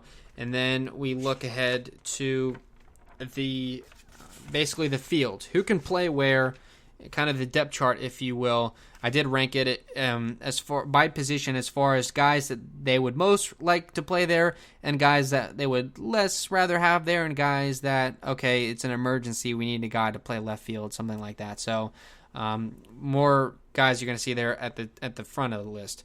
So at the catcher position right now, just 2 guys can play there. Zunino first, and then Mejia second. I would imagine maybe Zunino plays 65-75% of the games, and then Mejia. So maybe like every 3rd game Mejia starts to begin the year, I would imagine, something along those lines. At the first base position, with Choi being on the injured list, again, this is the 26-man roster I'm looking at, Yoshi is going to start the year at first base. I think that's pretty safe to say. Mike Brasso is going to kind of be in that platoon spot if they want to do lefty-righty thing, if Yoshi's maybe struggling a little bit. And then Yandy Diaz, a guy who can play first, but I think at this point they would much rather have at third base. And then Ji-Man Choi, whenever he comes back, would, of course, probably slide to the top of that list, depending on how Yoshi has cemented himself. At the second base position, Brandon Lau is going to be the mainstay over there. Joey Wendell can play there, as can Mike Brasso. At third base, I'd imagine it's going to be a bit of a platoon situation unless Yandy runs away with it. I think it is kind of Yandy's job to lose. I don't think Wendell's going to beat him out, but we may see Yandy playing third against lefties and Wendell playing third base against righties. And you've also got Brasso, who can play third, Yoshi, who played there last year, and Brandon Lau, who has played third base in spring training, but Cash has expressed that he would only prefer that in emergency situations, as is the case with Brasso at shortstop. So, speaking of shortstop, Adames, of course, may hopefully start 145 games, 150 games at shortstop. Would love to see that. Wendell can play shortstop. He started there, and then Brasso kind of in an emergency or late game defensive situation where you're pinch hitting for guys. In left field, and outfield is a little bit subject to change. Guys can pretty much play anywhere, but at least as far as the corners go, like Randy could play left or right, but for this purpose, I'll have him say just in left. So left field, it looks like that'll be Arozarena's kind of everyday job, not necessarily to lose, but that's where he'll start. Meadows can play left. Margot can play left, although they prefer him, I think, in right if he's not in center.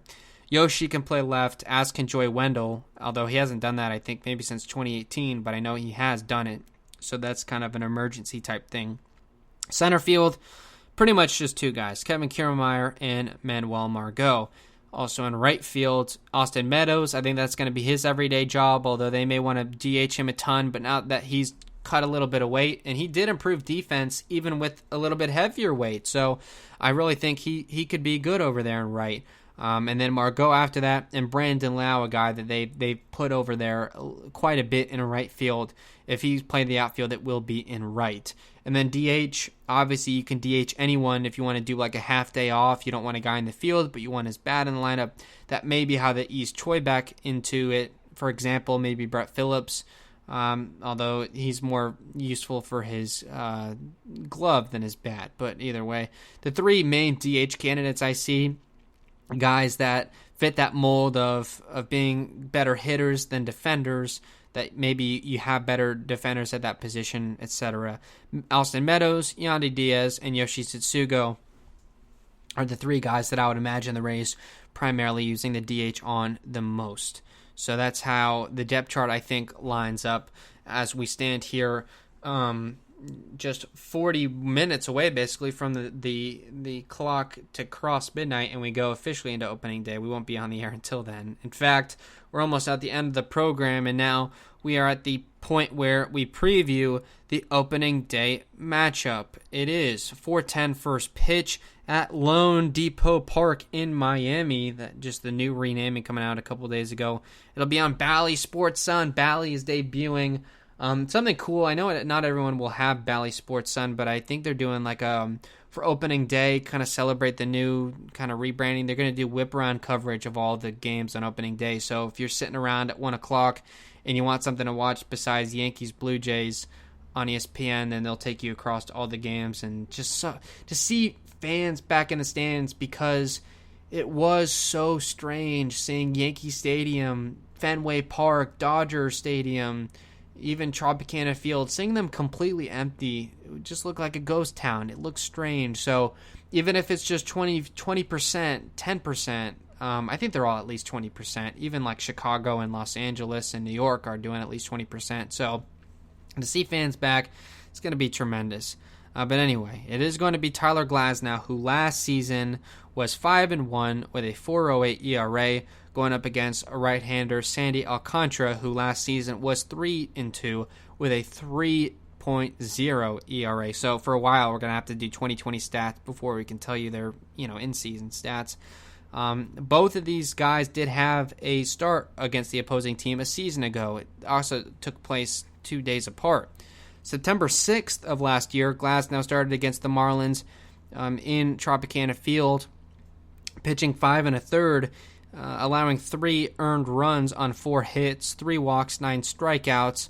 The guys that will be in the lineup most likely for the Marlins that faced him in that game, Starling Marte hit a home run, Corey Dickerson got a triple, Jesus Aguilar got a single, and Anderson got a walk. Looking at Sandy Alcantara in his September 5th start in Tropicana Field last year against the Rays, he went 6 innings strong, allowing just 1 run on 3 hits, 3 walks, 8 strikeouts. Now, Ji-Man Choi did do quite a bit of damage, like a couple walks and a double, I believe, but obviously he's not going to be in the lineup. The only Ray that did anything that got on base against him that's going to be in the lineup tomorrow was Yoshi, who worked a walk, and would love to see him work a leadoff walk in the first inning. In the top of the first inning tomorrow. That would be certainly cool to see. Now, the way I have the lineup projected to play out, leading off at first base, Yoshi Tsutsugo, batting second and left, I have Randy Arozarena, batting third in right field, Austin Meadows, batting cleanup at second base, Brandon Lau, batting fifth in the DH, Yandy Diaz, batting sixth at third base, Joey Wendell, batting seventh at shortstop, Willie Adames, batting eighth in center, Kevin Kiermaier, and batting ninth in catching, I have Mike Zunino. This would give them what they like as far as alternating righty-lefty, like it would be lefty, righty, lefty, lefty, righty, lefty, righty, lefty, righty. So get that variety in there. It's hard to kind of get a guy to a reliever to, all right, get the lefty. Well, there is no bunch of lefties. It's lefty, righty, lefty everywhere you look. So, any other thing that I need to explain, maybe Wendell at third base instead of Brasso. At that point, I'm just going for righty-lefty platoon, I think it'll be Brasso can play first and third, but I think it is going to be a platoon at third base between more so Yandy and Wendell. And then Brasso can really play anywhere across the infield at this point if you want to get his bat in the lineup. So, and I would imagine you have Meadows play the field so you can DH Yandy. If you don't do that, if you DH Meadows, which Cash very may well do, that would put Margot in the lineup and take Yandy out of it unless you have him play the field. But like I said, I don't project them doing that at this time. So that's how I have the lineup. And again, I've talked about it. Yoshi Tsutsugo will lead off. He will play first base, put the house on it. He's talked about it ad nauseum. He's done it in spring training. Follow the breadcrumbs. They will likely lead you to the truth. Now, as far as how the pitching will be executed, obviously we have no idea because we haven't seen these guys play in a game in several months. But Glasnow is ready to go at least 5. And I would imagine, depending on the pitch count, he's not going to go more than 5, I don't think, but he could certainly go less than 5, something, high pitch count. But let's say he goes 5. I would imagine they'll have Rowe to take the 6th, Ryan Thompson to take the 7th, Castillo the 8th, and Fairbanks maybe the 9th. Although we really don't know. You could flip-flop any of those guys, but that's just how I imagine it going. Everyone's fresh to start the year. You don't have to worry about, this guy's on a back-to-back or whatever. No, everyone's fresh. Everyone's ready to go. And on opening day, obviously, you want to have your best pitchers out there if you have the lead. So I don't want to talk about, if they're losing, if they're winning. Nah, it'll be Rowe, Thompson, Castillo, Fairbanks, book it. Coming up behind Tyler Glasnow. So it'll be a good game. It'll be fun to see. Obviously, baseball is always fun to watch no matter what. But on opening day, all the bunting across the stadium and like the banner type bunting, not actual bunting, although the Rays have talked about, having lefties bunt against the shift to get on base, which we may see, I don't know. But either way, it'll be a good time. We'll be on the air tomorrow. Game starts at 4:10. We'll be on the air like 15 or 20 minutes after first pitch. So we're talking like probably 7:30 or so we'll be on the air. So follow at WHBC Official on Twitter. I post a link for the show, as you probably know, on Discord, on Reddit, and the Ray servers. We'll be taking lots and lots of phone calls after opening day. Overreactions galore. I can't wait. We're winning the World Series. Oh, we suck, depending on if the Rays win or lose. Cannot wait for it. Cannot wait to have all of you listeners back on the show, talking Rays with me. So excited for it all. Rays, let's hope they go all the way this year. Opening day is tomorrow.